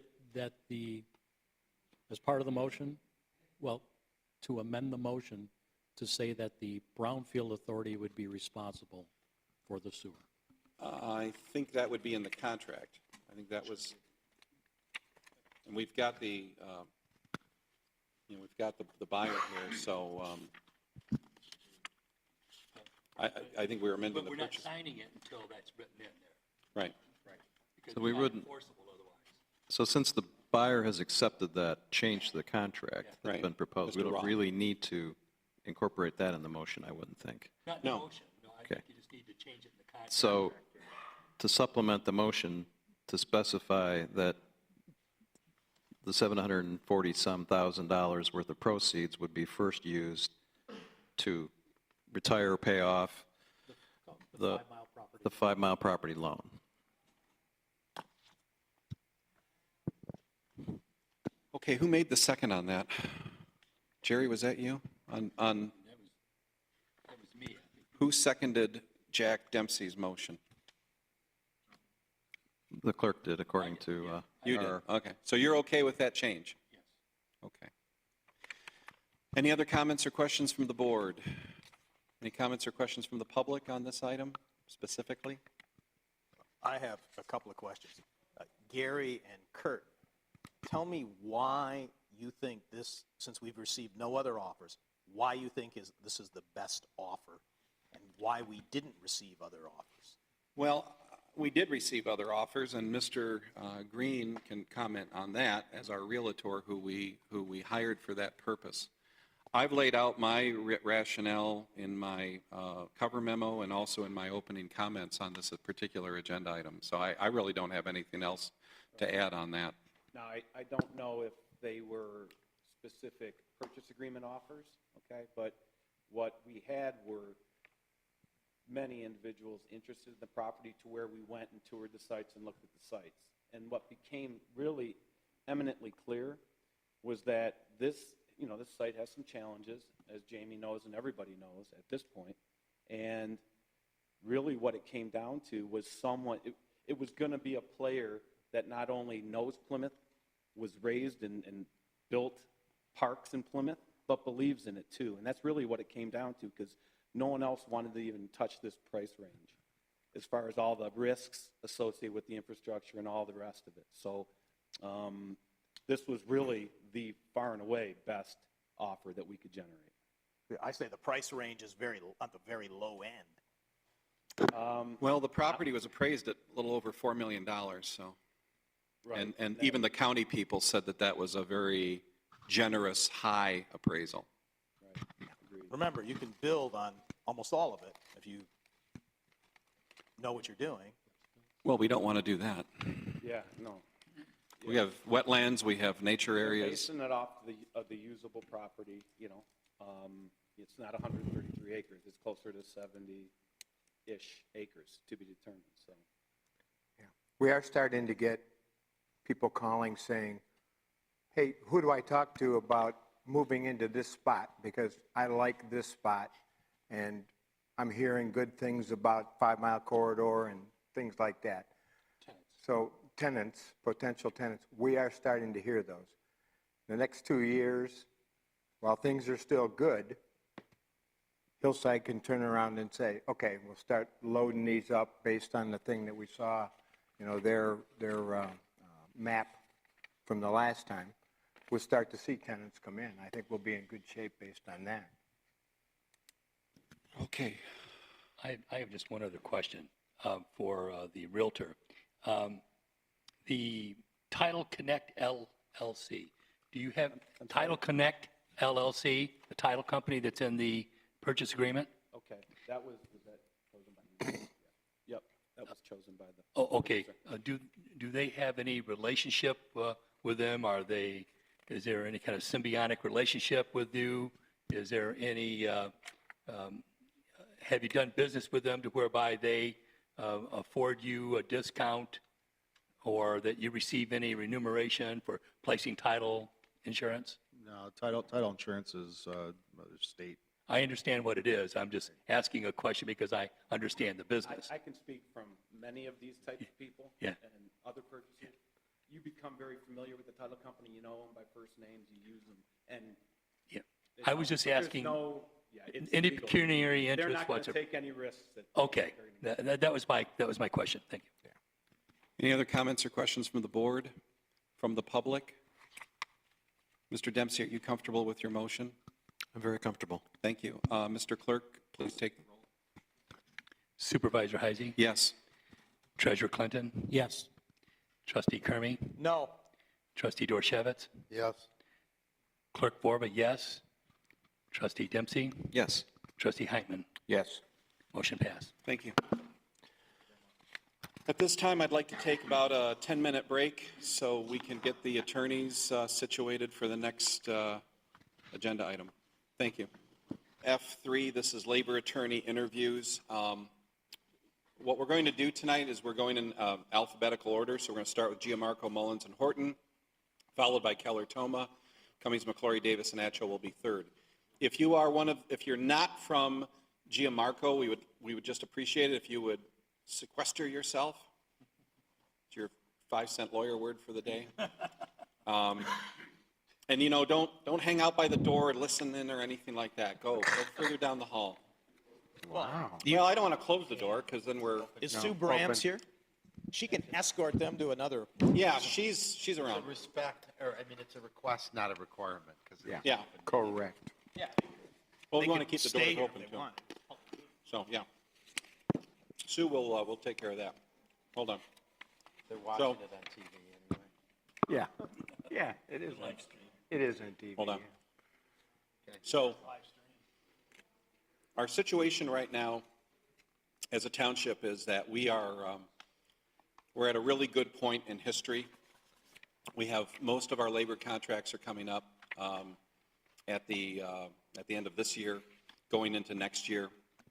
We are going to, this is a good time to take a look at our labor attorney services. And I did an RFP that we posted in the, I followed our procurement ordinance. We posted it in the township website. We also, I also sent out, pursuant to the purchasing ordinance or policy, to law firms in the area which I personally believed would be qualified in the area of labor law.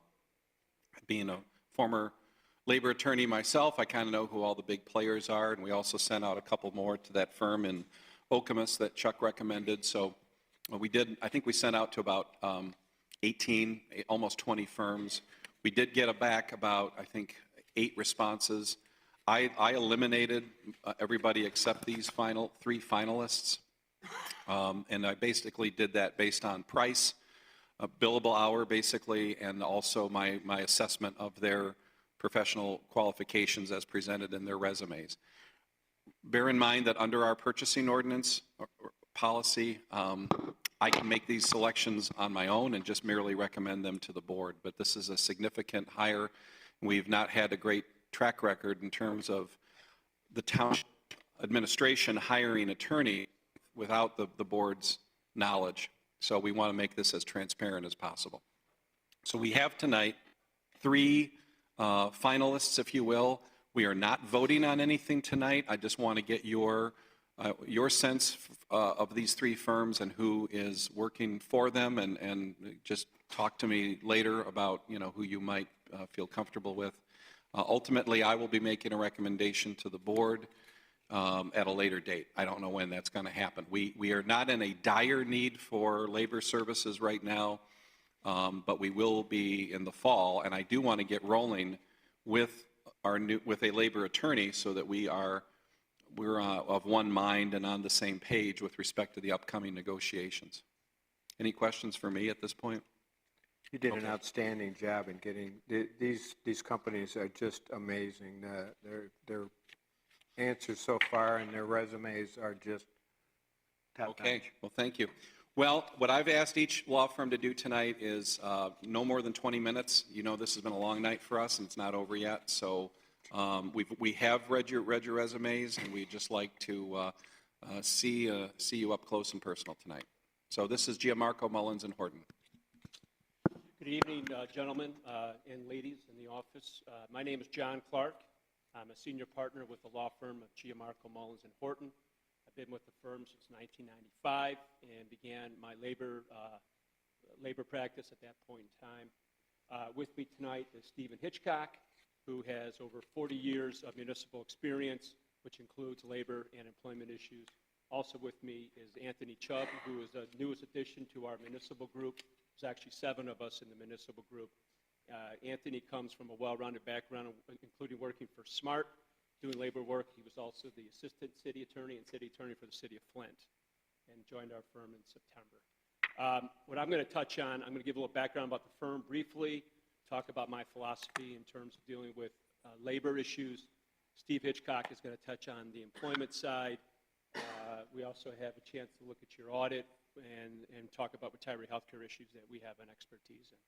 So Gianmarco was founded in the early 80s through various renditions throughout the way. As I said, I've been doing labor employment law since 1995. If we are lucky enough to be granted or awarded this bid, I will be the guy at the table. You'll get a 24-year lawyer at the table who will be assisting whoever is involved in that process. Also, as I said, Steve and Anthony are also there to assist in terms of background issues, employee issues, things of that nature. We have a wide range of clients, as far north as Alpena, as far west as Benton Harbor, as far south as Belleville, Romulus, and a lot of communities in between. I really pride myself on hands-on work with the client. I pride myself on communication, almost to a fault. I believe it's necessary, and I almost have a sense when a client is going to contact me for issues. I like to be upfront, respond, let people know what's going on. Clients like communication. We're all busy. I presume you all have, at least some of you all have other things that you have to do in your day-to-day lives and in your professional careers. And so having that communication, I think, is vitally important. Goes without saying that my experience is in all aspects of labor relations, contract negotiations, civil rights, civil litigation, Act 312 proceedings. I just finished a multi-day fact-finding for Hurley Medical Center for their registered nurses of over 1,200 nurses. It was a 7-day hearing. We just finished the proceedings. So fully involved in several townships, Redford Township, Oakland Township, Independence Township, Bloomfield Township are some of my township clients, and certainly we have city clients as well. I also do work for several local district courts in Romulus and Taylor, advising the judges and their administrative staff as well. I did have a chance to go through all your collective bargaining agreements, and so I have an understanding. I know you have TPOAM, the POAM, COAM, familiar with those representatives, and you have AFSCME, so familiar with all of those groups. I have good working relationships with them. I think it's called labor relations for a reason, right? However, if more adversarial or hard-nosed negotiations are required, I'm certainly the guy to handle that as well. In terms of my philosophy in negotiations, I think it's important to understand what the client truly wants to accomplish in the negotiations. A few years ago, it was all concessions. That was kind of the easy thing. It was just take what we can get to try to save bodies. Now things are a little different. Things have improved. So there's a whole host of issues. And what I'm seeing a lot of now is recruitment. That's a big issue. All of these communities that went on a 2-tier for wages, new hires come in at a lower wage or different benefit levels, are finding that they're having a harder time attracting individuals to come into work. And so I see a lot of communities now looking the other way to say, how can we attract young employees, police and firefighters to come work for our community? And I'm not talking about going back to defined benefit. I know this committee went to a defined contribution. All your employees pay 20% of their health care. I think that's all good stuff. But there are other things that the community can do to attract individuals without breaking the bank. So I think it's important to know what the goal of the community is. And before anything else can be done, that's what I think I have to have an understanding of. It's also working with staff, working with the supervisor, working with finance, working with HR, working with their police chief, fire chief, DPW chiefs, to get a sense as to what's going on in their worlds, in their departments. Because a lot of the negotiations center around policy issues, operational issues. It's not just dollars and cents. And a lot of times those issues are the toughest issues. I'm dealing a lot now with drug testing policies. And those are sticky issues because on one side people say, well, I should be able to drug test you anytime, and the unions say, no, you don't. And so those are the kind of things that I'm dealing with. In terms of the retiree health care thing, issue, we have been instrumental in several communities making those changes to current retiree health care. I'm sure you're aware that the law has changed favorably towards municipalities. I'm not suggesting coming in and slash and burn, but it's certainly something every community should look at in terms of trying to reduce costs.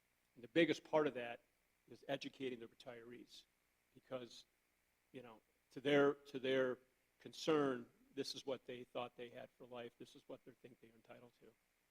The law says otherwise typically, but I think that there's a happy medium there in the event that that's something this community wants to consider.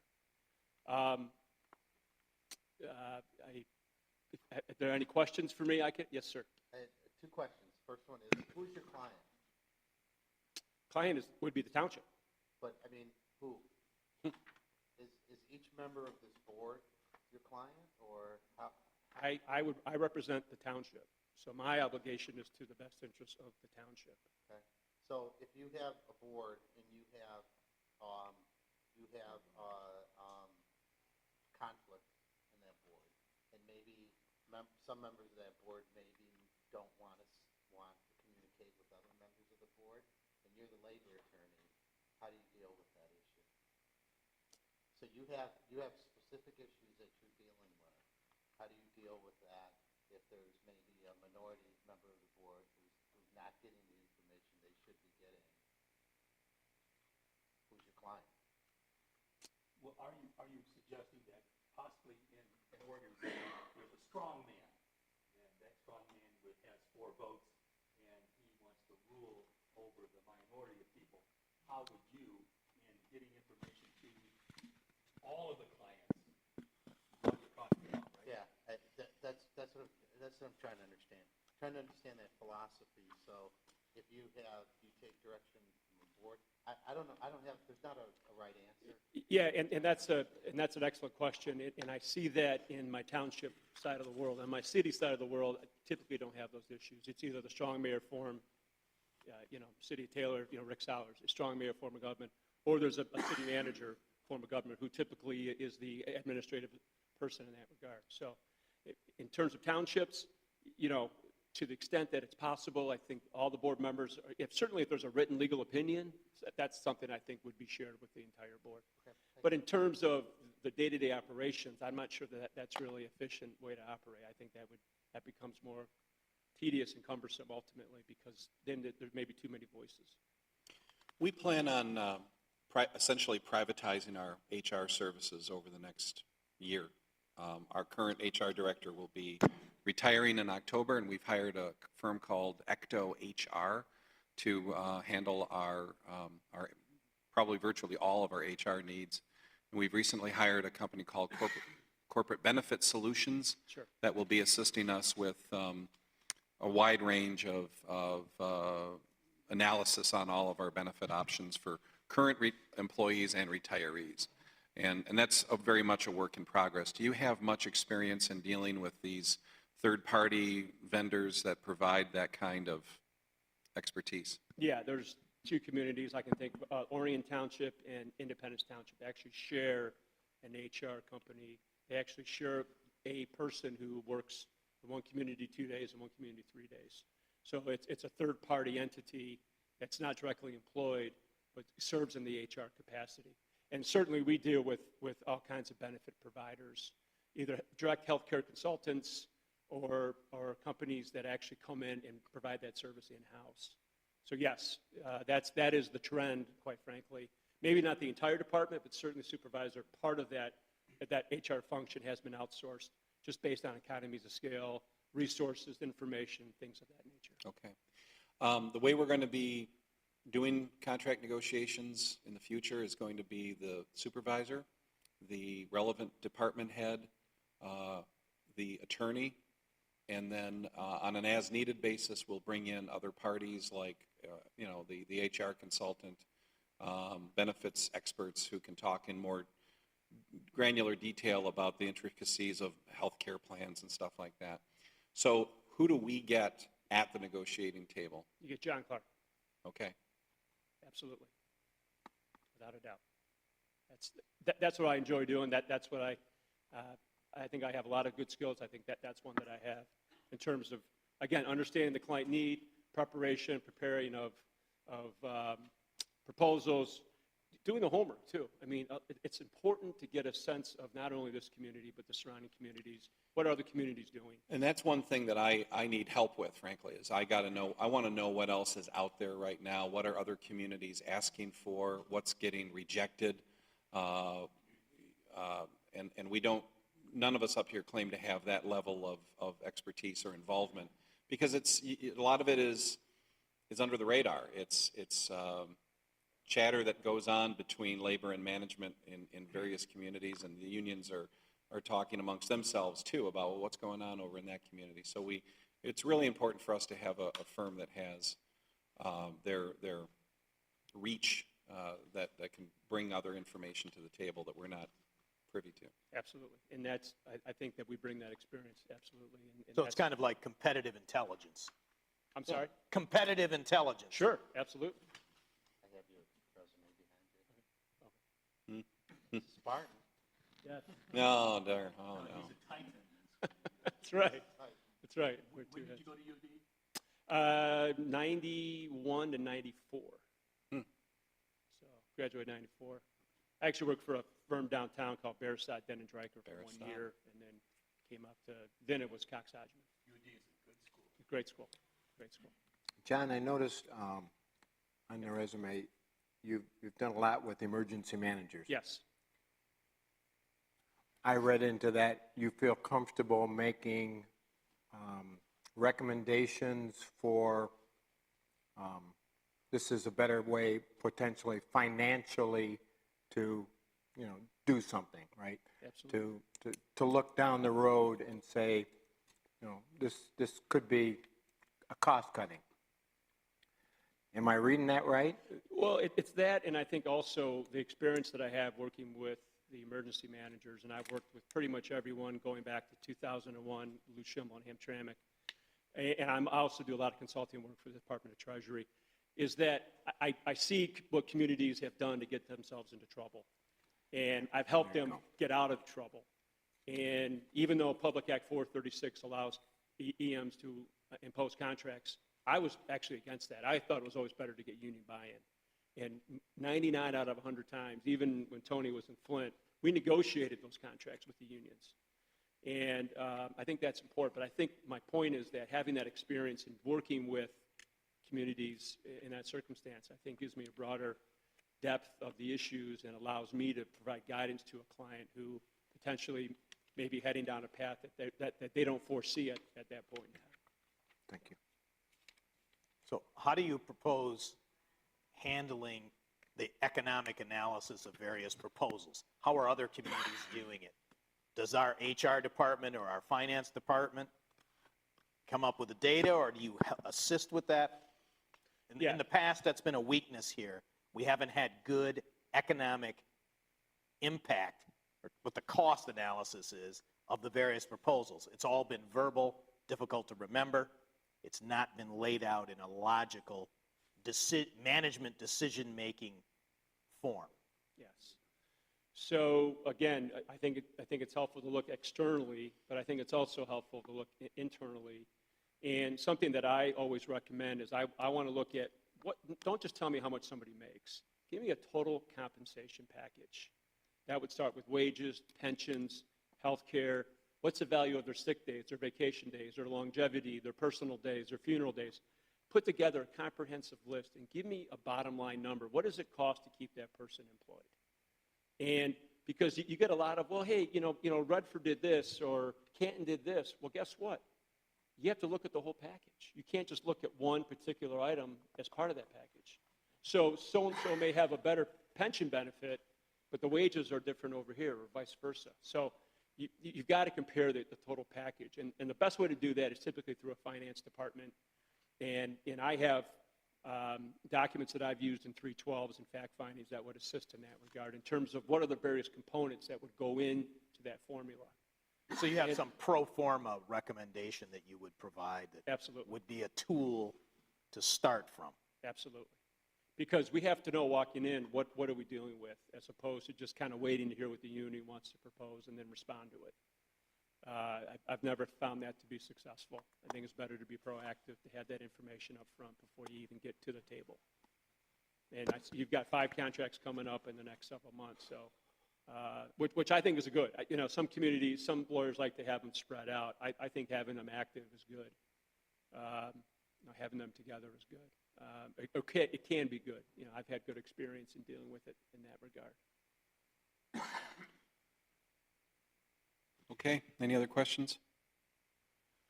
I'm good. Huh? How are we doing on time? Well, they really have until 9, so I think they started, I believe they started at 8:40. Okay. Just quickly, some other things we do. We obviously do handbooks and policies. We do a lot of internal investigations for clients in terms of hostile work environment, harassment things. We do those internally. You know, I do a lot of training for my clients. I do, again, hostile work environment, confidentiality. You know, we even do one, all department heads and board members in terms of whistleblower, First Amendment, you know, those kinds of things. So those trainings are part of what we do. We encourage that. We encourage those trainings. We train, you know, police departments, fire departments as well. You know, there's different issues for each department. Some issues are globally, they have to be addressed. So that's a risk part avoidance. of the package. You would call that a risk avoidance type training? Absolutely. Absolutely. Absolutely. It's vitally important, especially on a hostile work environment harassment issue. Employees don't understand that they need to be proactive, that the managers, the supervisors, that he can't be everywhere all the time. Your department heads can't be everywhere all the time. So it's your employees that are really on the ground floor, and those are the ones that we have to look to make sure that things are going on. We want them to know that they can come to us, confidentiality, and address issues, and we'll hopefully take care of those. I think that's important. Kurt, you haven't, there's nothing in here about what their fees are. We'll discuss that later with some type of schedule. No, we're actually we're the cheapest of the three. So it's we're, in here? we're 150 an hour. Cheapest, the least expensive. Least expensive. What is your, Thank you very much, Trustee. what's your what's your paralegal rate? Right, it's like $65, $70 typically. Okay, since the other two had theirs in and you did not have a rate for paralegal in. Yeah, it's typically $65 is what yeah, that's the typical rate. And I do use paralegals at times if it's cost effective and efficient, certainly. Where are you located at again? We are in Troy, right on Big Beaver, Livernois, but it seems like I'm never in the office. I'm always on the go. I forget, do you bill for travel time? Not always. No. Typically, what I do is I will bill maybe half the time, or if it's an ongoing event, then I will not. I will not. Yeah. Because I live kind of halfway between here and the office. So, you know, my experience is, you know, I don't like to nickel and dime. Yeah, I'd rather not. I hear you. And I encourage phone calls and things if people want to call and talk. I typically don't deal with that. So. I know that building. Yeah, I know where you're at. Okay, any other questions for Gianmarco, Mullins, and Horton? Okay, I'm all set, and Okay. and we do want to move it along, so thank you. Gentlemen, Sue, I if you appreciate could it. get the next round. Thank you, guys. Thank you very much. Thank you very much. Mark, like there's a Keller there's a Toma. summary in here? But is it in here in this packet? I didn't see it, but I might have missed it. I wondered that too. Okay. Yeah, we are. I don't know, that's just the way it shook The out. one coming up, our former guy is. It's not alphabetical. We're just kind of wondering. You know, I think I did. I'm not going to tell you now.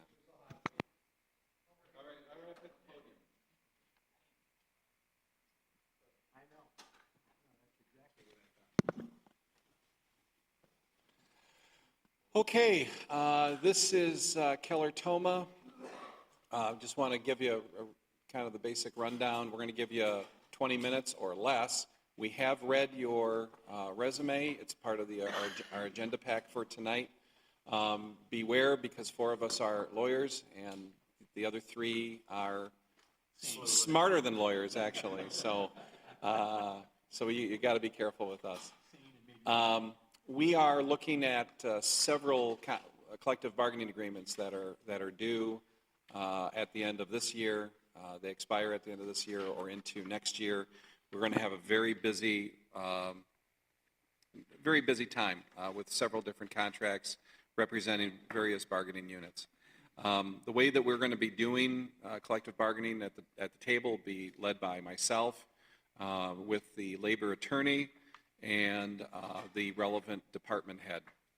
We will also be bringing in other staff members and consultants on an as-needed basis and to answer any other specific detailed questions that people will have. So you're really going to be working a lot with me. And then also meeting periodically with the board to update them on the status of collective bargaining, anything else that comes up in the employment law context. We are fortunate we do not have a lot of grievances and other challenges under the contract, and we've had some, in the 18 months that most of us have been here, we have had some dismissal issues which we've had to deal with. We've handled those pretty effectively. So what we're going to do tonight is we're going to give you 20 minutes, and obviously we know that Greg Schultz is here with you, so we want to answer that question right away. What's he doing here with you guys? And I know the answer, but just let everybody else know, and then basically you've got the floor. Okay? All right. Come up to the podium here. And again, we have the resume, so we're just going to be scrolling through that as you're talking. The big mic. Big mic, okay. Good evening, I'm Steve Schwartz. I'm one of the partners at Keller Thoma, and Greg Schultz, who's a partner now at Keller Thoma, and Beth Young, who's also a partner who's at Keller Thoma. So around the time that the RFP was released, I had a relationship with Greg before. I had my own firm for 21 years. After I left Dyke & McGosson, I went on my own. I had my own firm in Farmington Hills for 21 years.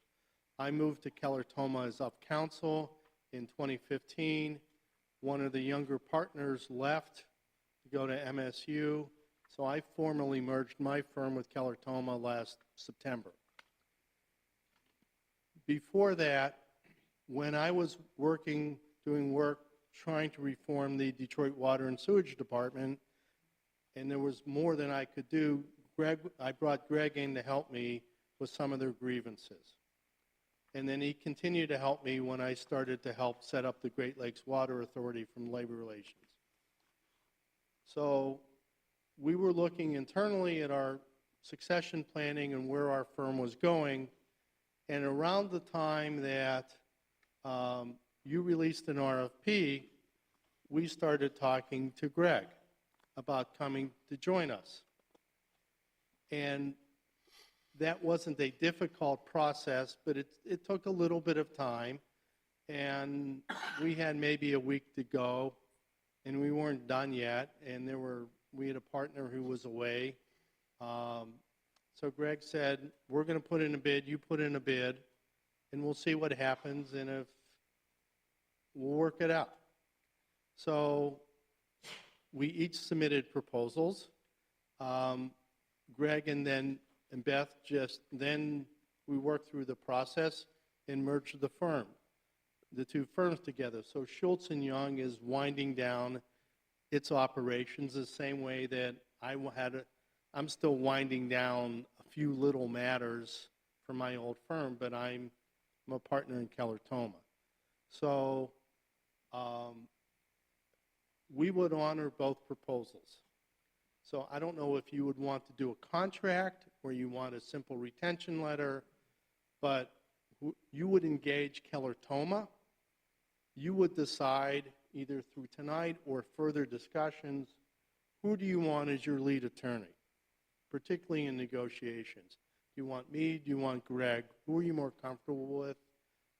Greg obviously has a lot of experience and has done a lot of good work for the township, saved the township an awful lot of money over the years. So you would tell us who you want. The correspondence and the invoices, payments would go to Keller Thoma. Whatever rates were bid under the two proposals, we would honor. Greg bid lower. If you want to pay him more, that's fine, but I'm not suggesting that. But, we gave our word in these proposals, so we will honor them. Well, I think that's something that we would have to work out later. My gut would tell me that I would want to have one firm, one bill. Right. No, you would only have one bill. Yeah. Right. Yeah, but I'm not ready to make that decision yet. We're just here to kick the tires. Okay. So, just refresh my memory in terms of other communities that you're representing right now in Southeast Michigan. So I'll let each of them speak. So our firm, we have a list of clients. We by far represent as a firm many more communities than any other law firm in Michigan. Personally, I represent Ypsilanti. I represent the city of Northville. I've represented the city of Northville for, I think, 29 years. Rochester, Rochester Hills, Sterling Heights, Grosse Pointe Library, Lake Erie Transit Commission, Lathrop Village. Have you, I believe you did represent Plymouth Township in was it an MMRMA referral action? It wasn't me. Tom Fleury, one of my partners, Yeah. through MMRMA, represented the township and got the case dismissed. The lawsuit against the police chief. The police chief Yeah. dismissed, within the last couple of years. So we continue to be counsel for MMRMA. One of the things that so if you have litigation, it's probably not going to be us representing unless MMRMA appoints us. But one of the key things that we try to do, in addition to being labor counsel, is, to the extent possible, prevent you from getting sued, either through policies or in a termination decision. What's the process and how do you do it? Or saying, no, you shouldn't terminate for these reasons. We've got to look at other options. So, Greg, why don't you talk about who you represent? Sure. Again, just a little bit. Obviously, one of my most important and favorite clients is the Plymouth Township. Just to give a little history here, I went over to a firm, Ramel, Lang & Cholak, in 2004, and that firm was already representing the township. In 2008, Eric Cholak, who was doing the work for the township, was appointed circuit court judge in Wayne County. We got a call. Greg, in fact, I was out of town during Christmas break. You're representing the township starting next week. So we had a really good run here. I really feel comfortable saying this place is better off labor relations for other reasons too today than it was when we took over in 2009. I heard you just in your intro, Supervisor Heisey, mention there's no grievances. I do take some pride in that. We've worked hard on these contracts in Plymouth. Some notable things the township had before we came, Beth and I started work in 2009, had gone to a defined benefit, which was a little unusual, the timing. It was in an era when people were going to defined contributions, and within about 7 years, we moved over to the defined contribution for newer employees.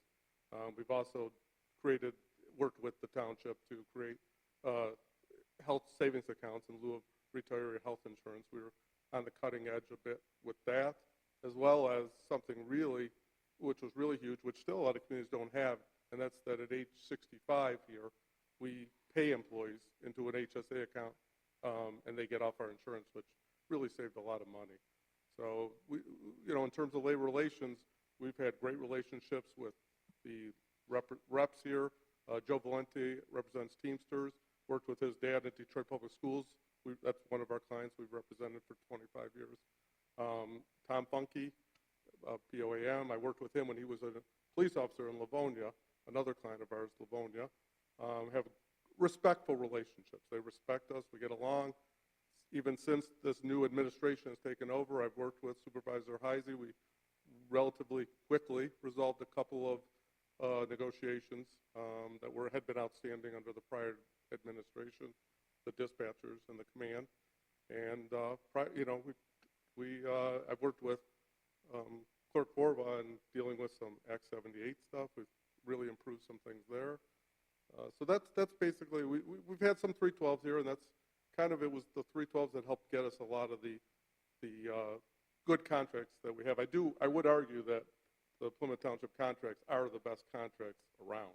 We've really got a lot of things. So other clients I represent, Livonia, as I've said, since I started practicing in 1992, very similar community, very similar sort of dynamics in that it's a conservative community, but it's near a lot of less conservative communities, and those become our comparables in arbitration. So a little similar challenge.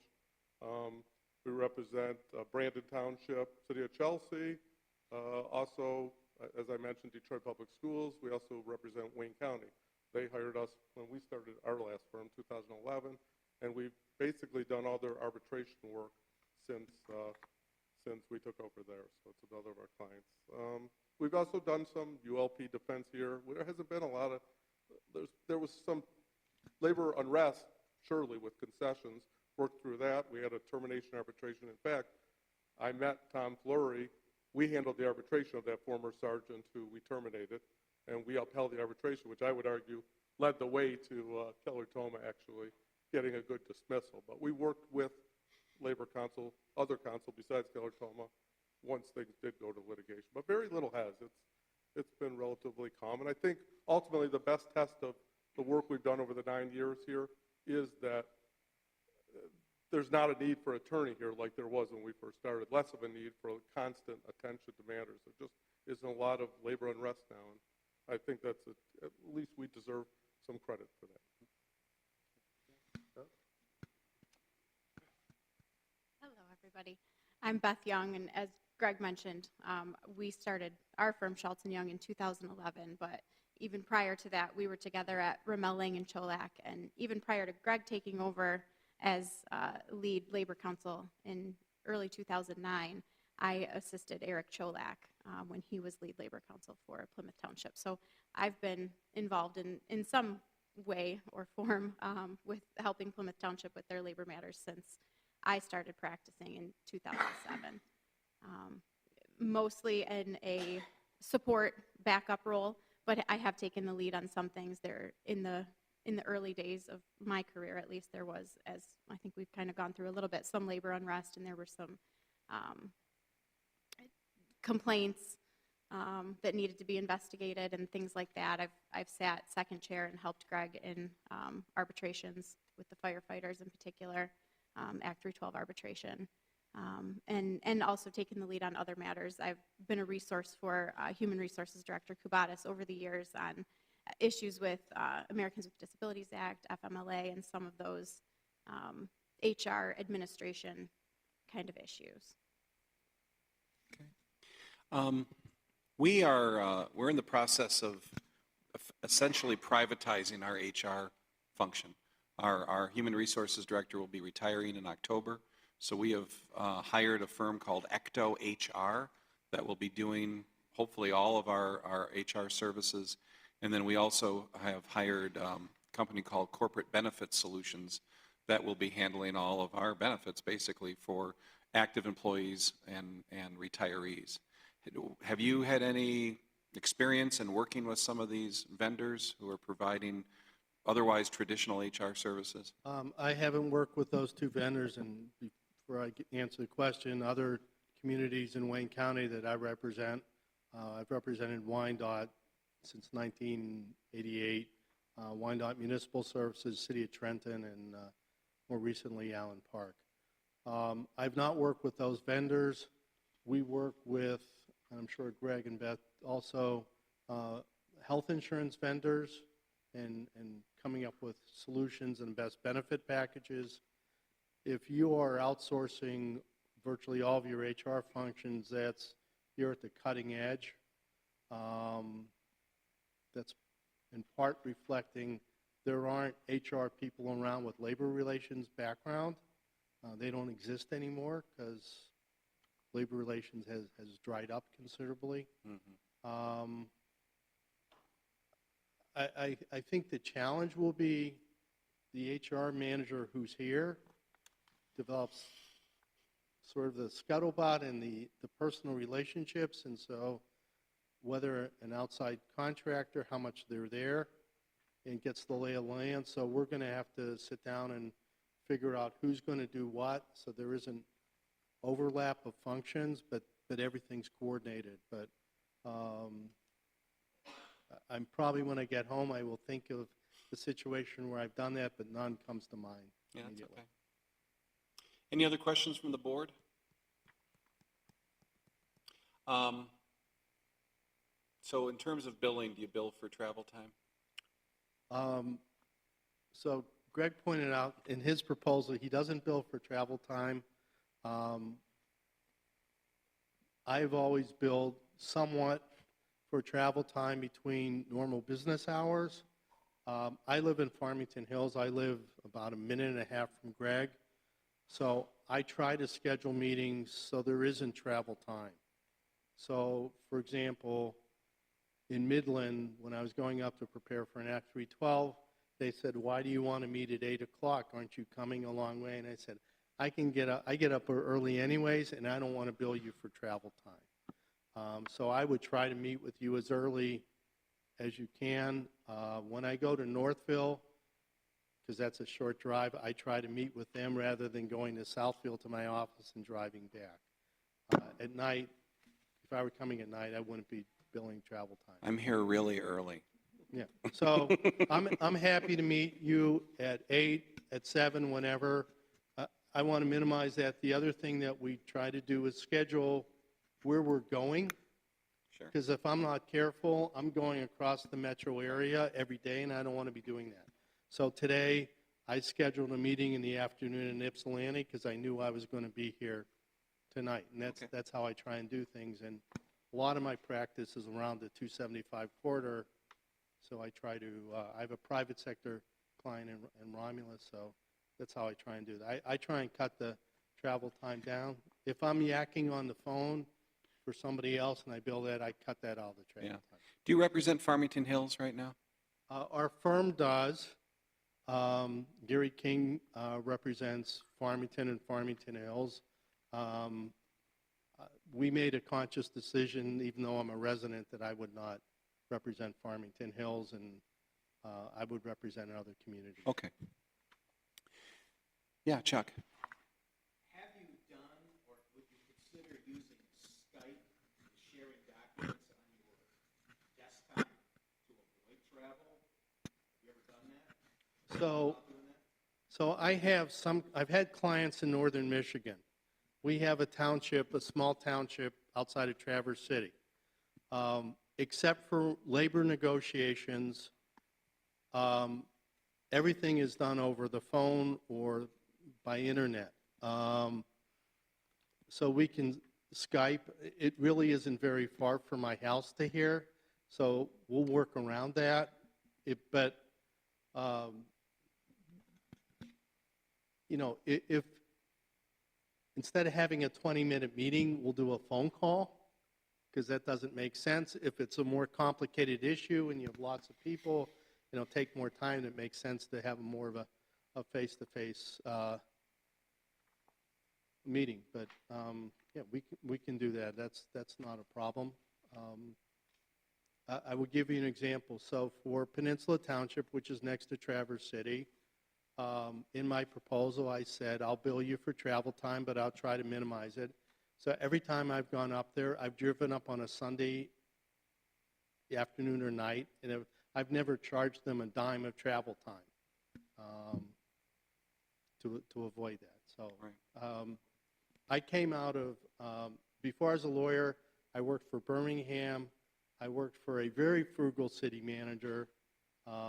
So it got ingrained in me. You can spend money, but you got to spend it really well and be very careful how you spend it. And I've always taken that with my own practice. And my wife tells me I don't charge enough, and I should charge her travel time. And I remember coming back from Ypsilanti at 1 in the morning from a council meeting, and I didn't charge for that. And she said I'm nuts. I said I don't do that. So. Okay. I'm good, gentlemen. You want to move on? Okay, we're all set. Thank you very much. Thank you very much. We appreciate the opportunity.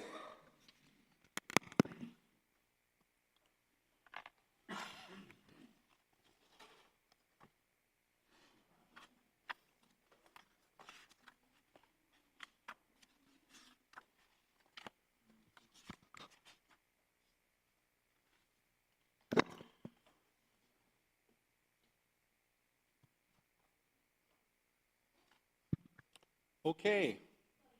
Hello.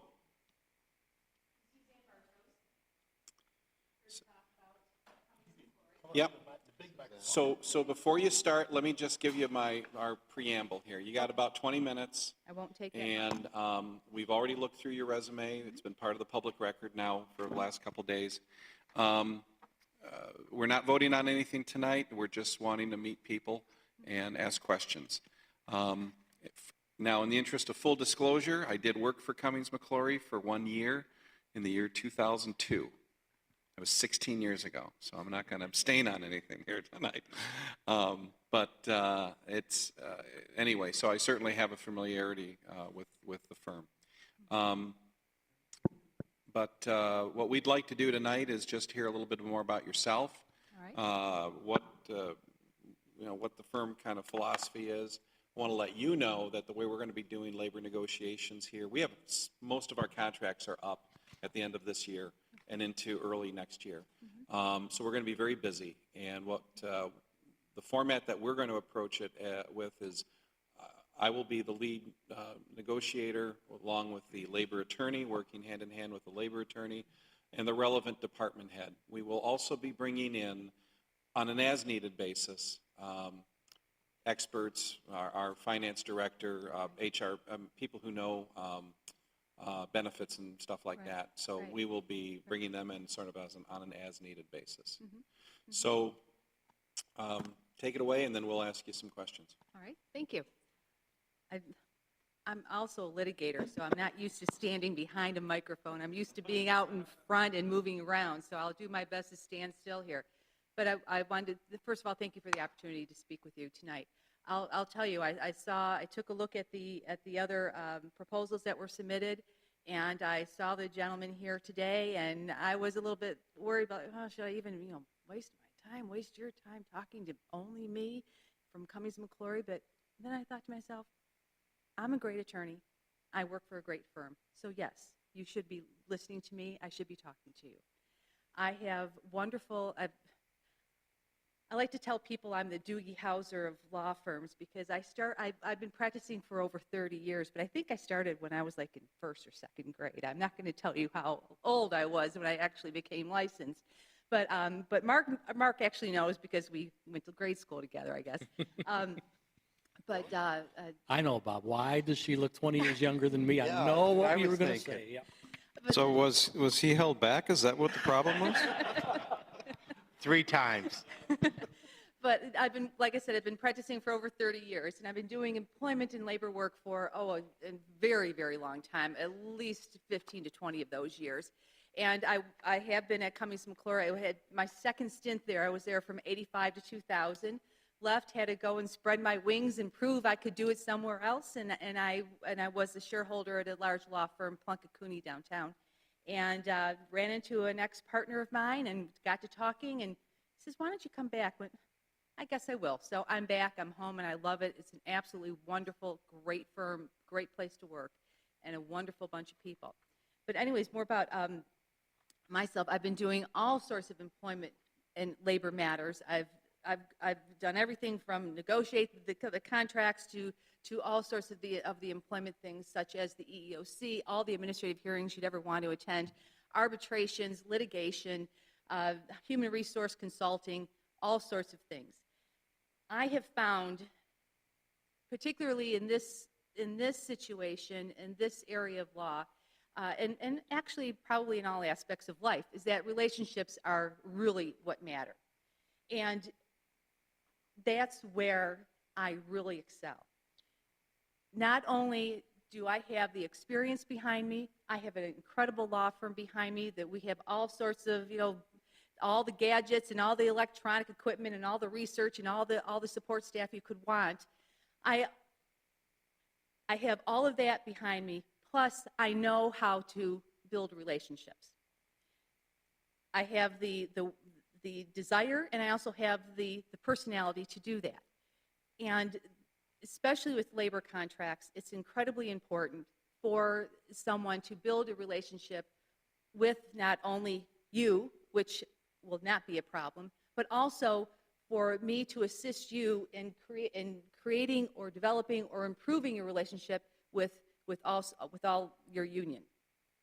You must have that relationship with the union between management and the union to really make any type of a good contract, to come to a resolution, to compromise, and to come up with a good contract. So that's where I see my benefit to the township. Of course I have the ability to negotiate a contract. Of course I have the knowledge. I have 30 years of experience, just like all those gentlemen that just left here. But I also have that ability that is vital for this position. And I will certainly answer all of your questions. I mean, I can answer the specific questions as to my, a detailed history and on my, experience, or I can give you the practical and theoretical. Let me ask you a question. We are in the process of essentially privatizing our HR function right now. Our HR director is retiring in October. We are not replacing her with a full-time employee. We're hiring a firm called Ecto HR that's going to be handling our hopefully all of our HR functions.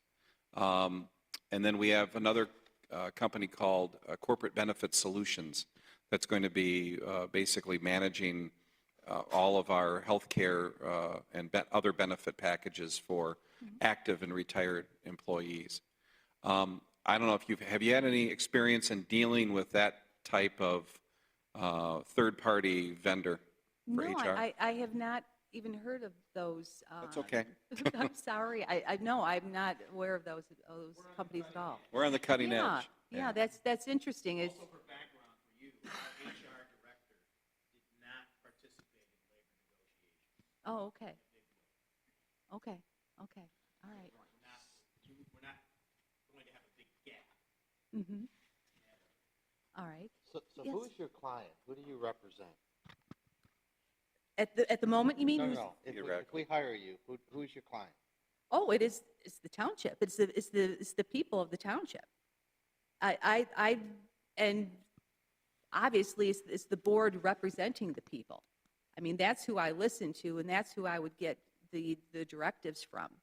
And I assume, I don't know, I'm making the assumption that I wouldn't meet with you at these meetings. I would get that information through the various department heads. But that's who the client is. If you have a board that is not necessarily all in unison, maybe you have a minority member of the board how do you make sure that you communicate with all members of the board and you treat all members of the board as though they are your client? Well, first of all, I wouldn't communicate with the board unless you're all together, okay? Secondly, everybody's entitled to their own opinion and to their own vote. That's what this is about. This is what democracy is about. So you have a right to disagree with myself or your department head. That's fine. If you are the boss. So the board, as the majority, your majority vote, that's where I get my instruction from. And if I can speak with someone that doesn't quite understand or accept the ideas, I would give you as much information as you would need, but you are entitled to your own decision on that. So. During labor negotiations, so we get you at the table, right? Yes. Okay. Yes, yeah. And then also, I just have a really quick question about just travel time, and do you bill for travel time? I don't have to. No, in our offices, we're just down at 6 in Haggerty. So no, I would not travel. Yeah, I you would just not moved, charge. right? You just Yes. moved, right? Yeah. Yes, we did. We did back in September. Yeah. Mm-hmm. So no, we're close enough. And the other thing too, I pride myself on providing my clients with excellent service, and I've had clients for 15. I've had some clients for 20 years. I build, like I said, I'm a relationship builder, and I build my relationship with my clients, and I keep them. I don't go through clients every couple of years or every 5 years or whatever it is. And one of the ways I do that is by being responsive to what you want. And my philosophy is, you tell me what you want, and I tell you if we can get it. I'll give you the best approach to get there. But I'll also tell you if I can't get you there. You need to know that as well.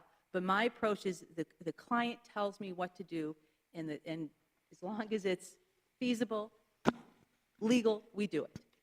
But we are also going to need, and I agree with that philosophy, but we also are going to depend on you to tell us what else is going on out there in the marketplace. Of course. What are other communities agreeing to?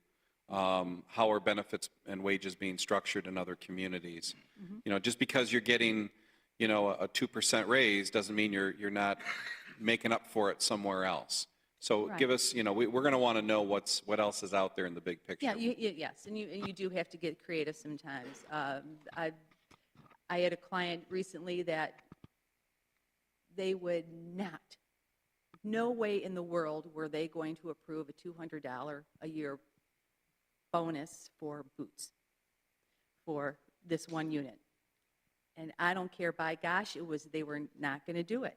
And so finally, the union got the hint and asked for a $200 bonus for something else, and that's what they got. So the point is that the union got the $200 for their members, and we got the fact to say we didn't give them an allowance for boots. So you have to be creative sometimes, and that's a simple example. But you have to use some creativity in how to get the job done. So what would you do if you were directed to withhold information from a board member? No. No. I mean, again, I would not speak with you individually. I would attend every meeting that you invite me to, and I will answer every question that you ask of me. No, that's a good answer. No. That's a great answer. I can tell. I believe that is the ethical answer. I can tell that you're a litigator. I've watched your demeanor here and your emotions. I can tell that you're good at it. When you worked for Cummings McClure at you from 1985 to 2000, did you ever do any work for the city of Plymouth? I am trying to remember. I don't remember Plymouth being one of my municipal clients back then.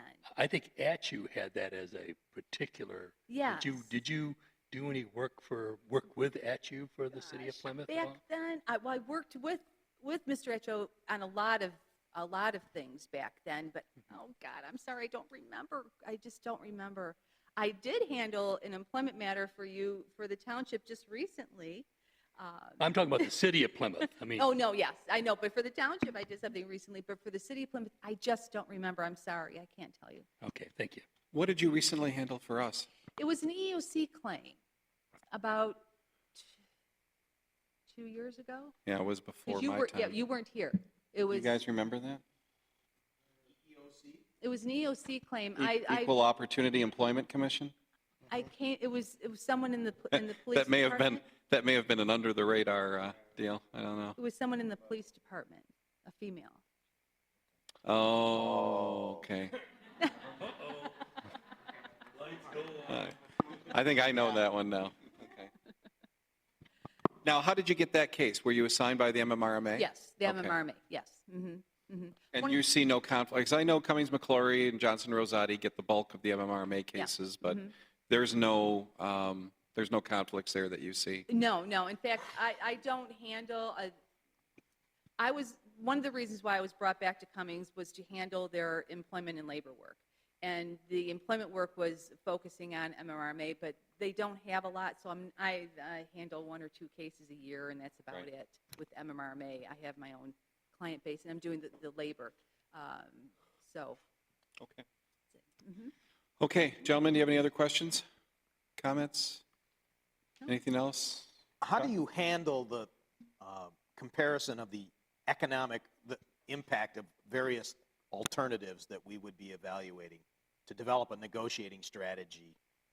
Well, I have to know where you're going and what your thoughts and your wishes were and your desires were with a certain contract. And if you want to spend X amount of dollars a budget year, you have to look at whether that X amount of dollars is it going to impact the annual, the pension contributions and their salaries. It's like giving a bonus versus an salary increase.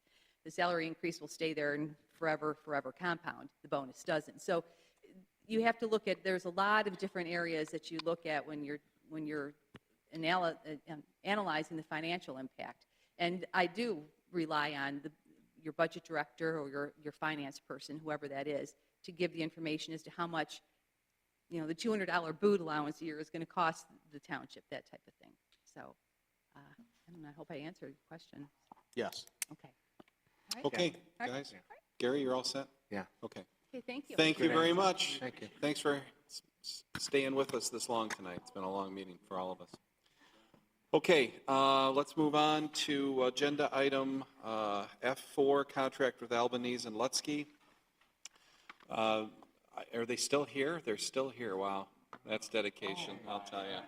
So, again, the cover memo in this case is pretty self-explanatory.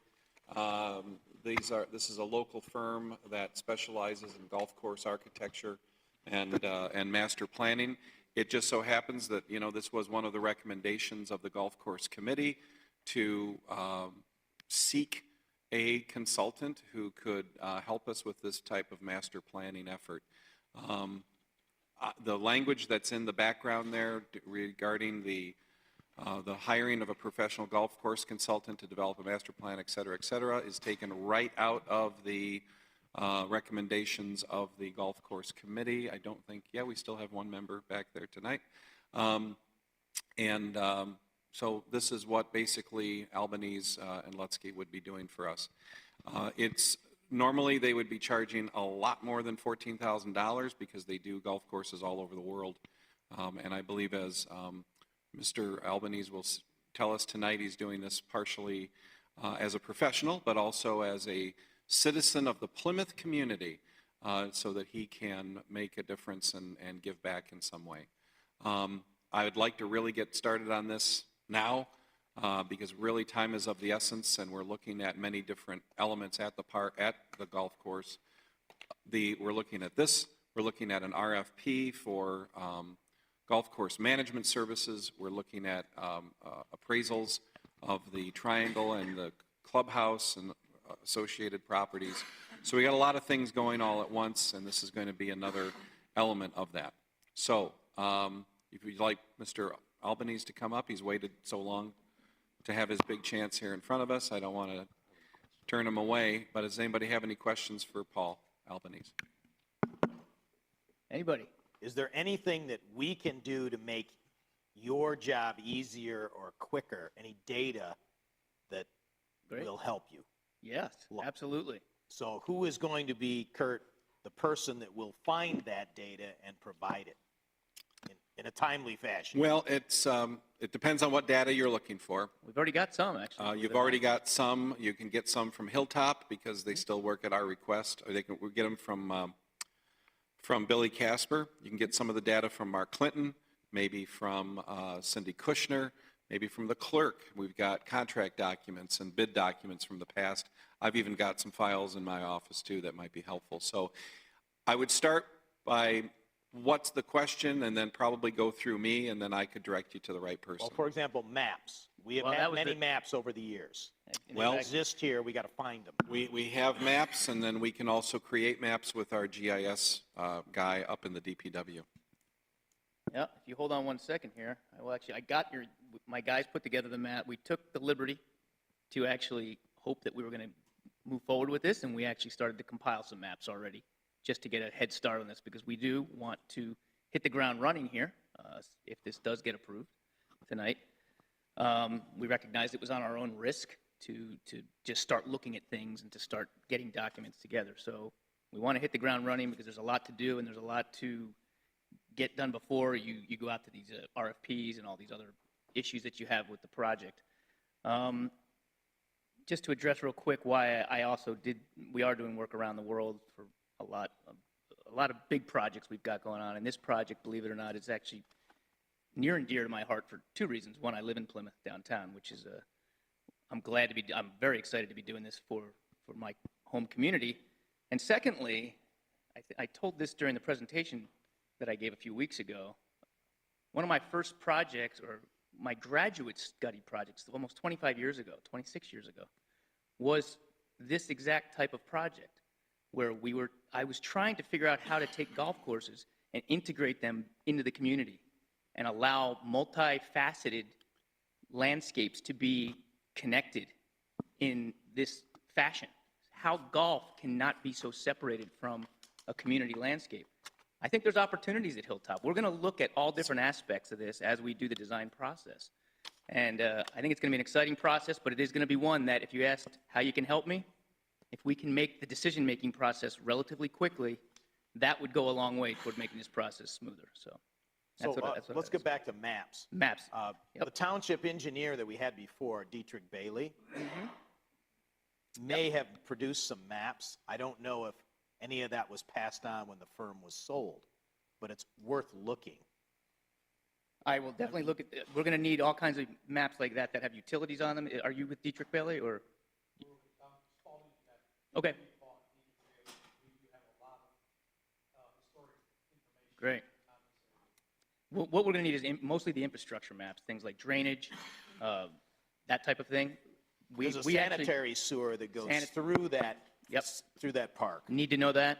This is the map we created just this week. We've already got a base map going of Hilltop Golf Course, the actual base map. So this is what you got out there, and this is what we're going to start putting our ideas on right here. And the idea here is to have community input, as I had mentioned to you throughout this process, we're going to sit with the board and try to come up with the best ideas we can for this property. And it's going to be done in a way that's going to allow input.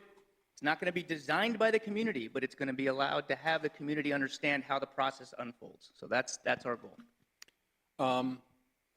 And I also assume that you're going to be communicating heavily with Billy Casper as the current operator, because we asked them a while back for basically a wish list of what they felt that they needed in terms of capital improvements and modifications to the course to make it more successful. So I assume that you will be meeting with them a lot. Yeah, Bob and I were just talking in the hall about meeting with Billy Casper Golf and asking them some pretty pointed questions about some things, particularly in some management aspects of things, but really from a physical plant aspect, what you're talking about, the wish list, of course, they'll be involved in understanding what their perspective is on that. But they're not going to drive the bus to sure. Let you know on that. And your focus is going to be on the, for lack of a better word, the physical appearance, the layout of the golf course, correct. And not necessarily, you're not going to be getting into management options or recommendations like that. No, and what we'll probably end up doing is helping you go solicit other companies that will manage this property once we come up with what we believe is the best product to offer the community from a golf/recreation standpoint. Then we'll be helping you make recommendations for how to go out and solicit people who will manage it the right way. That's really the goal here. Is first you have to have a product to sell to the community and to give for the recreation. And then you will want to figure out how to best manage that. And I'm not being facetious, but we really have no money. I mean, we have no money for this golf course. So I'm looking at many different options. If there is a way that we could get a vendor to run it for a profit and he keeps the profit, that's fine. We have surplus property affiliated with the golf course that could be sold for, I think, for a very nice amount of money that could be used to rehabilitate the golf course and make it better.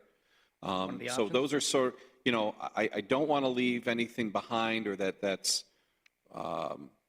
not invented here sort of mentality. What I think the golf course committee and this board strongly believes in is that the golf course is a public amenity. It is green space.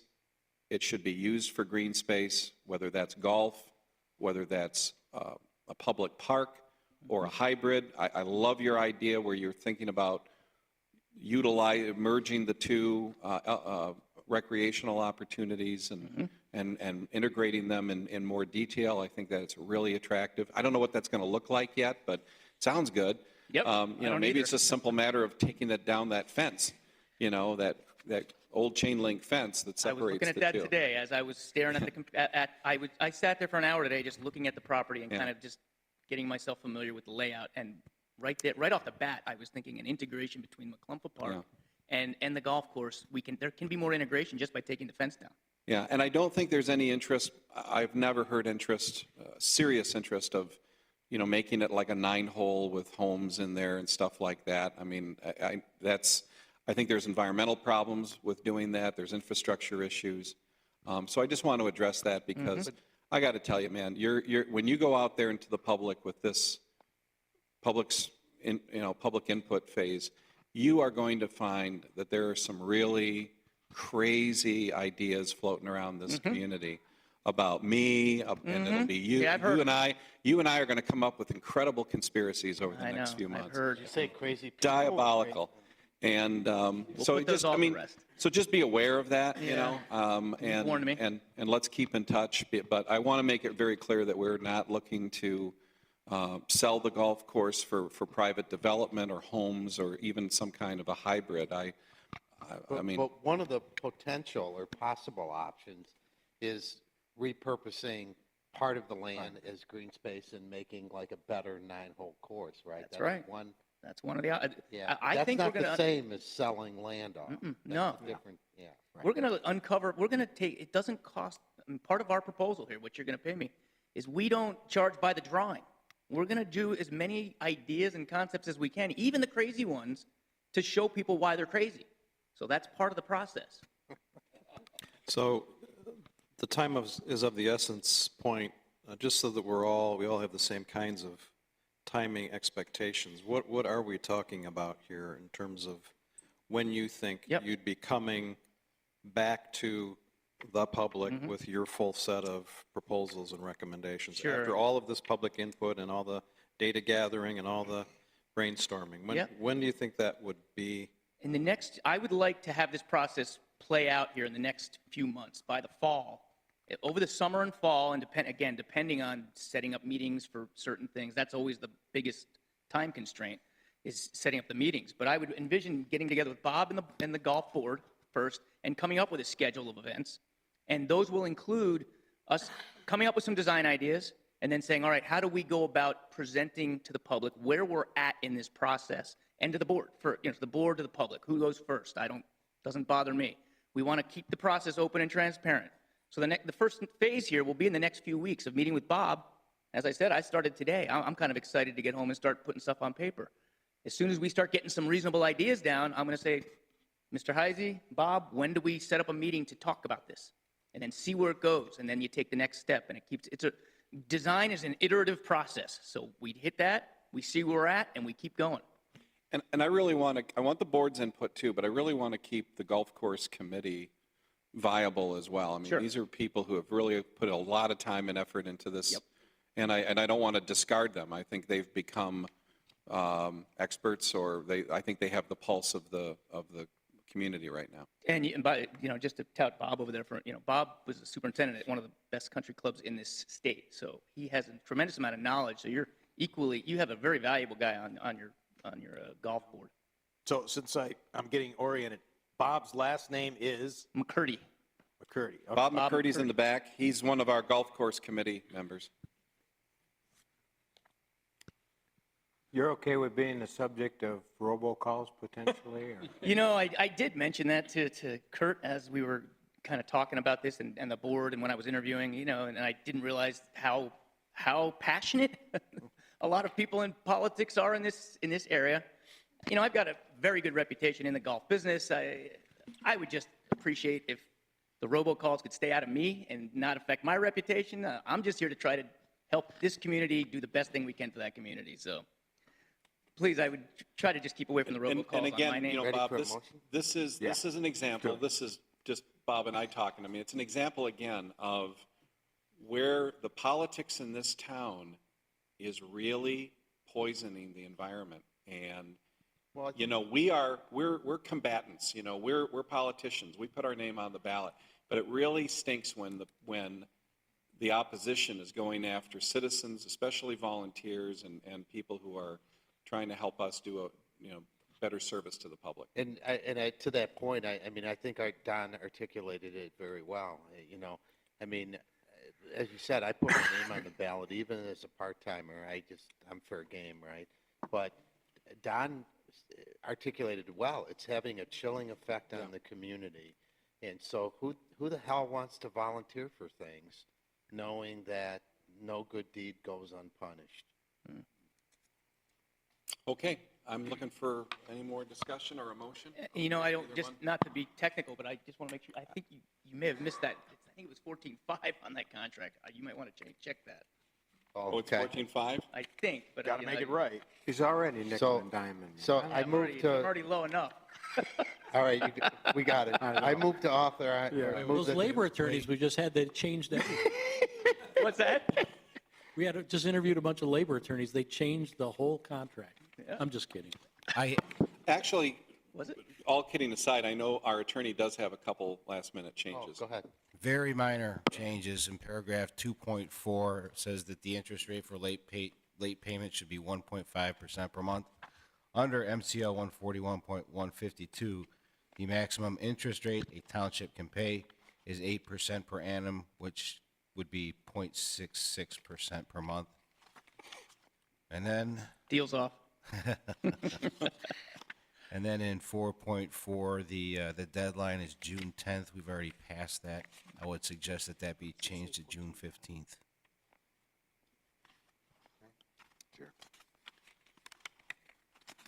Okay, does anybody see 14.5 in here? Yeah. He put all the pieces When you added on them all page up? 3. So if you add up the basic services, it's 14.5. Okay, Yeah, okay. yeah. There's no total, but it's So, the basic services. We put the deadline to June 15th. 15th. So we'll say, so the motion will just raise, it'll make it to 14.5 and it'll be as amended. Right. So we're all set? That means that the first payment is the retainer is due, is that what, when you're talking about June 15th? What- No, just said the No. contract had to be signed by. Signed by, all right. When's the retainer due?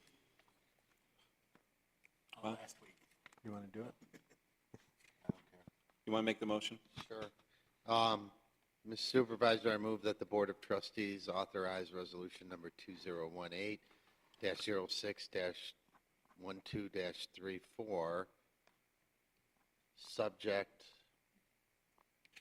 to the two changes as outlined, including the date and the interest rate, and that we approve the contract with Albanese and Lutsky for golf course architecture and construction management services in the amount not to exceed $14,500, and to authorize the supervisor and clerk to sign the same. Second. Okay, the motion's been made by trustee Dorchevitz and seconded by trustee Kermy. Any other further comments or questions? Any comments or questions from the public at this point? Thank you. Ah, darn.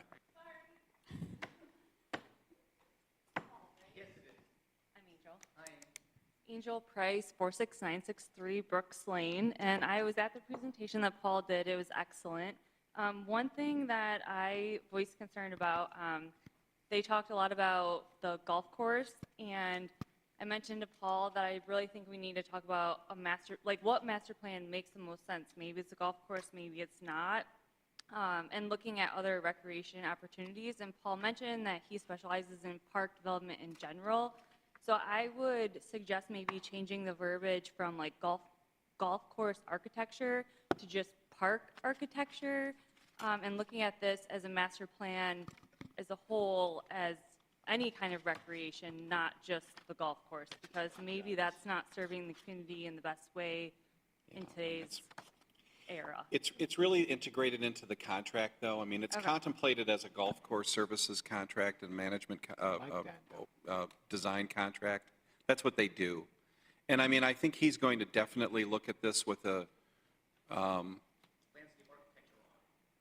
he's going to look at it with a landscape architectural eye. So I that's, just don't think it's that's being presented to the community Yeah. in the best way. but I want to tell you something, though, that the golf course committee met for several months and really I was at most of the meetings. Good. I was not, contrary to popular belief. But I can tell you that their recommendations were basically to keep it open as a golf course and make it a better golf course. So I think that that would be too major of a deviation from the intent. I respectfully disagree. Yeah, I think that the consensus was look at a master plan as a whole, like what makes the best sense. It wasn't just keep it a golf course. Is that rain? That's rain. Wow.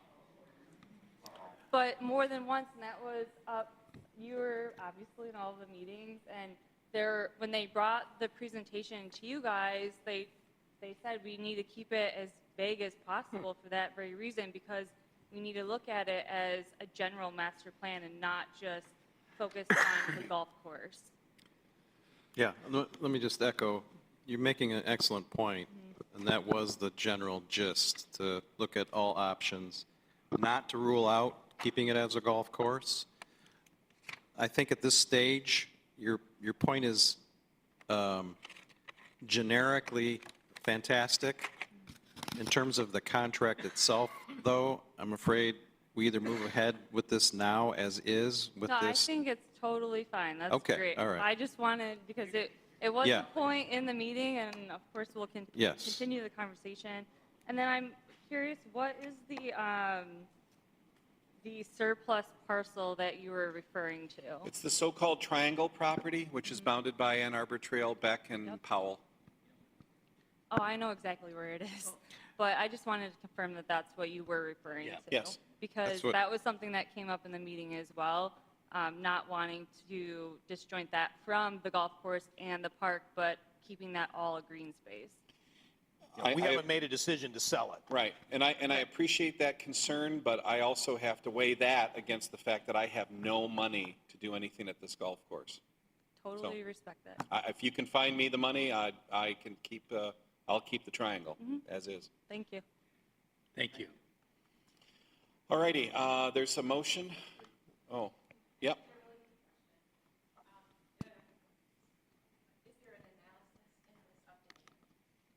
For a golf course? Like, do you set out to see statistically with the community surrounding us, is there actually a demand for a golf course? Okay, that's what I was wondering. It's not part of the scope. It's not part of the what? The scope of this. The scope. Okay.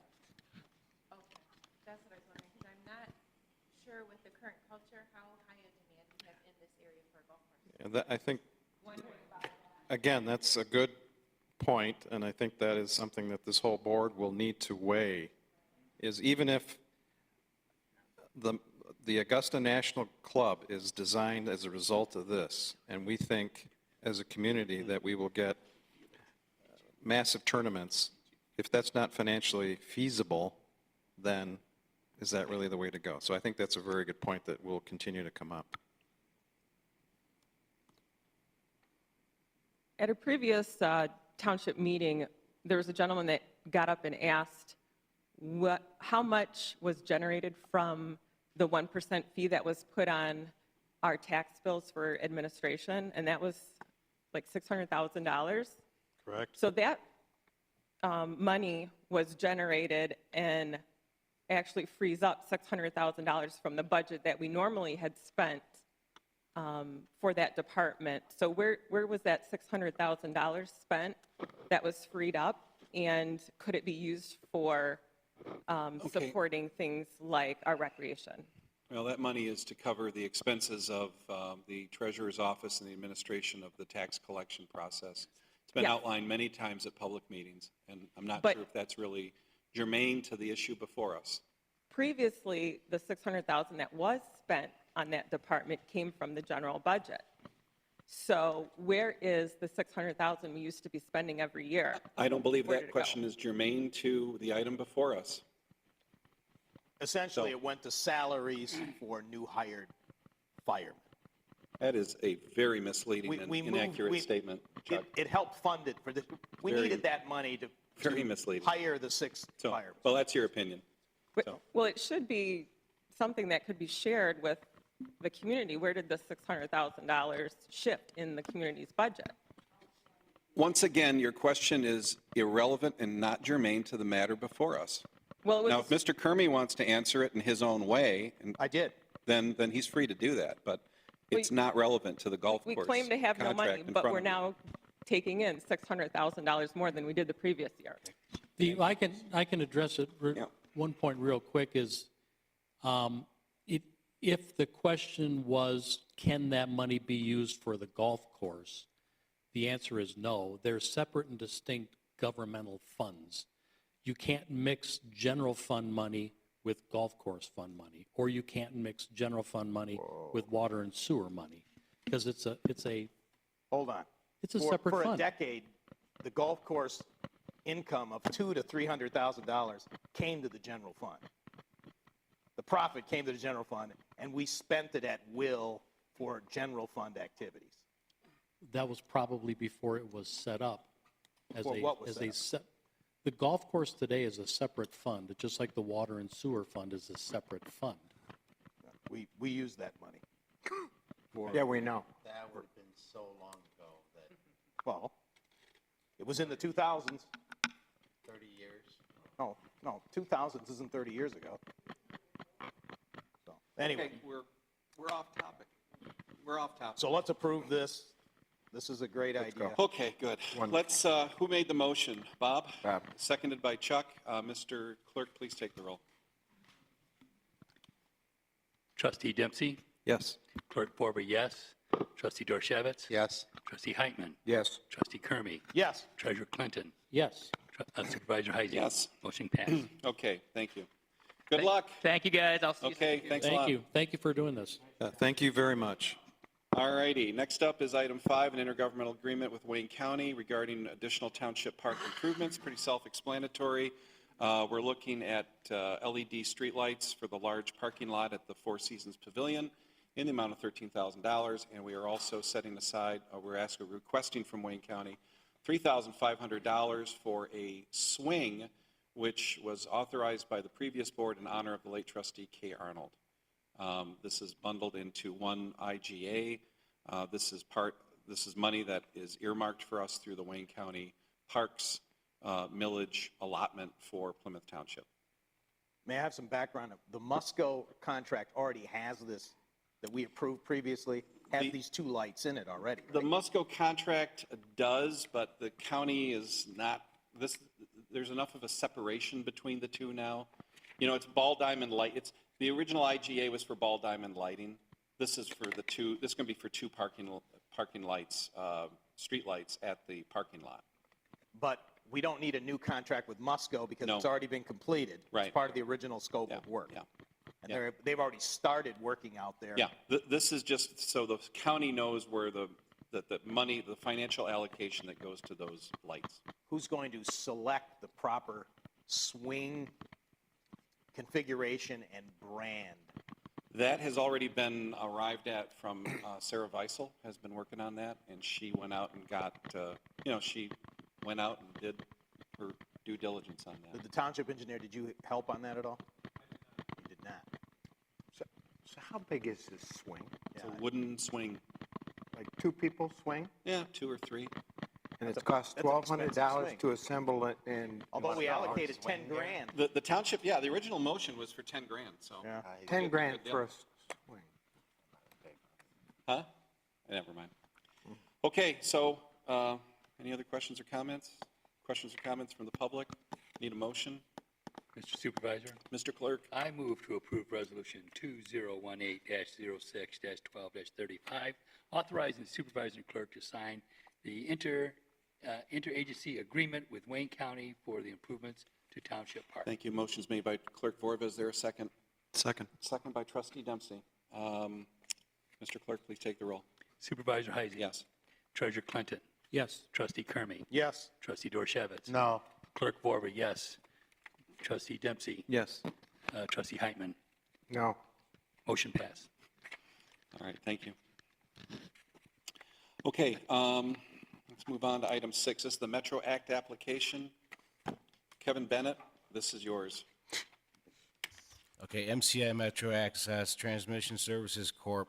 submitted a Metro Act application in August of 17. The board denied the application as administratively complete because the route maps were not sufficiently detailed and because the certificates of insurance were insufficient.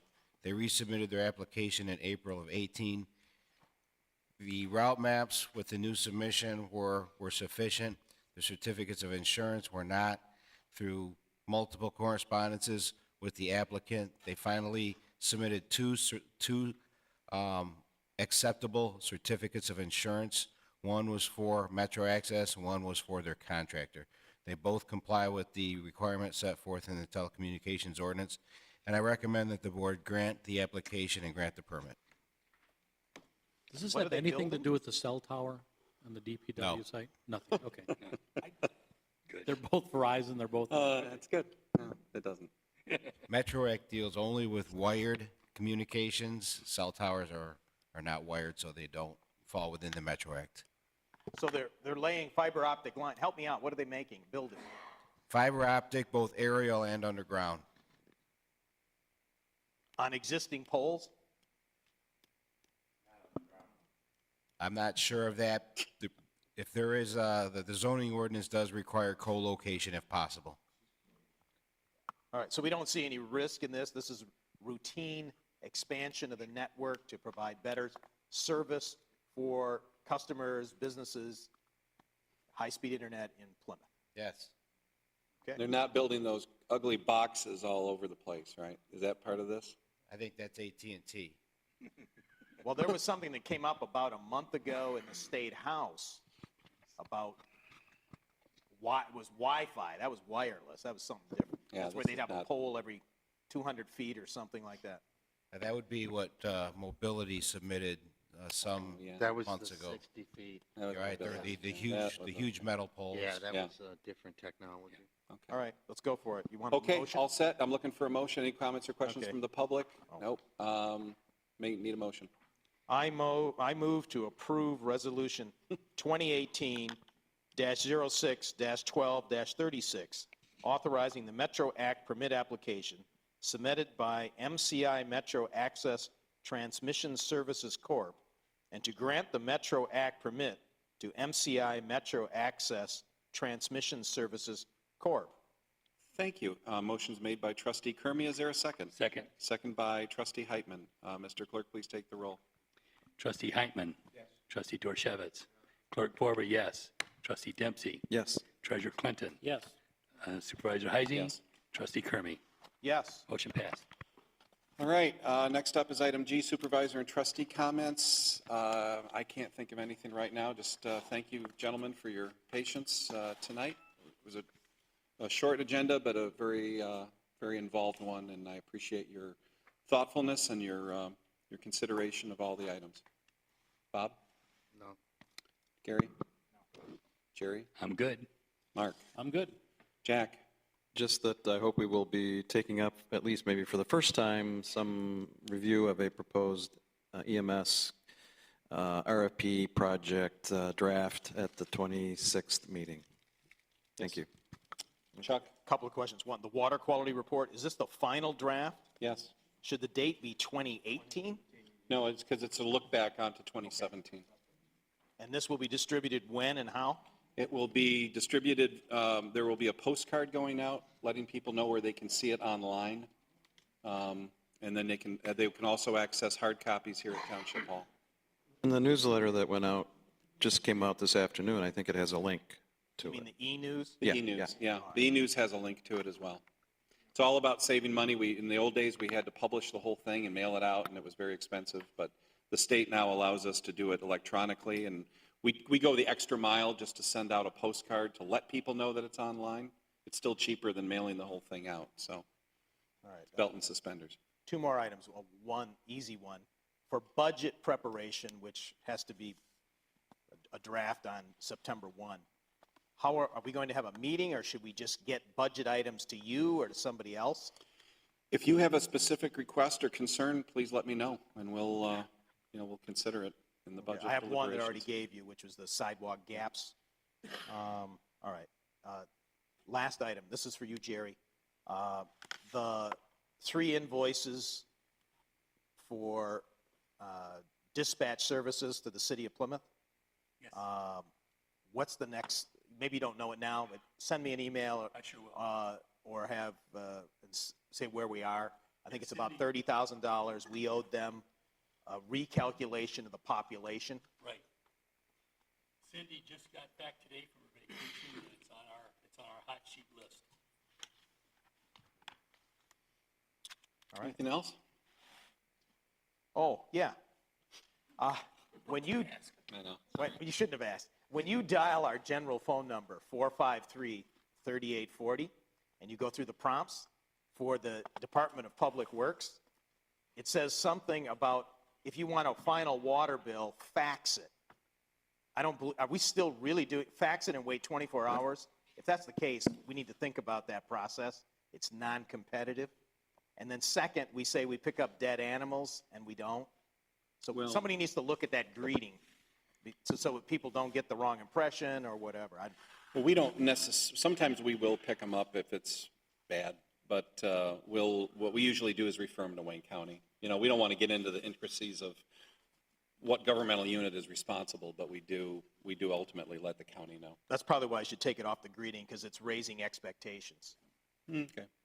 Well, we'll take a look at the greeting, and then if you can, yeah, we'll do that. Mark's, I think the fax is going maybe to Mark's office for final water bill? No. Water it goes billing? to water billing. All There's a fax machine up there. But it would be great if somebody could email it or something, you know. In fact, I know you email it.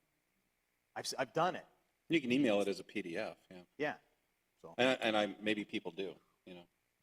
I don't know how many people really use the fax anymore for anything. Yeah, that's why we may want to update that a little bit. Okay, right. all set? Wow. Who does? Clerk's department still uses it? Yeah. Beaumont, yeah. My company, Wow.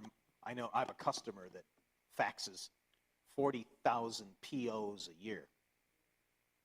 Wow. Purchase orders.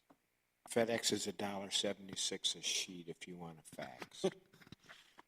I had to do that. No, we need, it's public comments and questions. Again, any comments or questions from the public? Hearing none, I need a motion to adjourn. Mr. Chairman, I move we adjourn. Okay, motion's made by trustee Heitman. Is there a second? Seconded by clerk Borba. All those in favor of adjournment signify by saying aye. Aye. We are adjourned.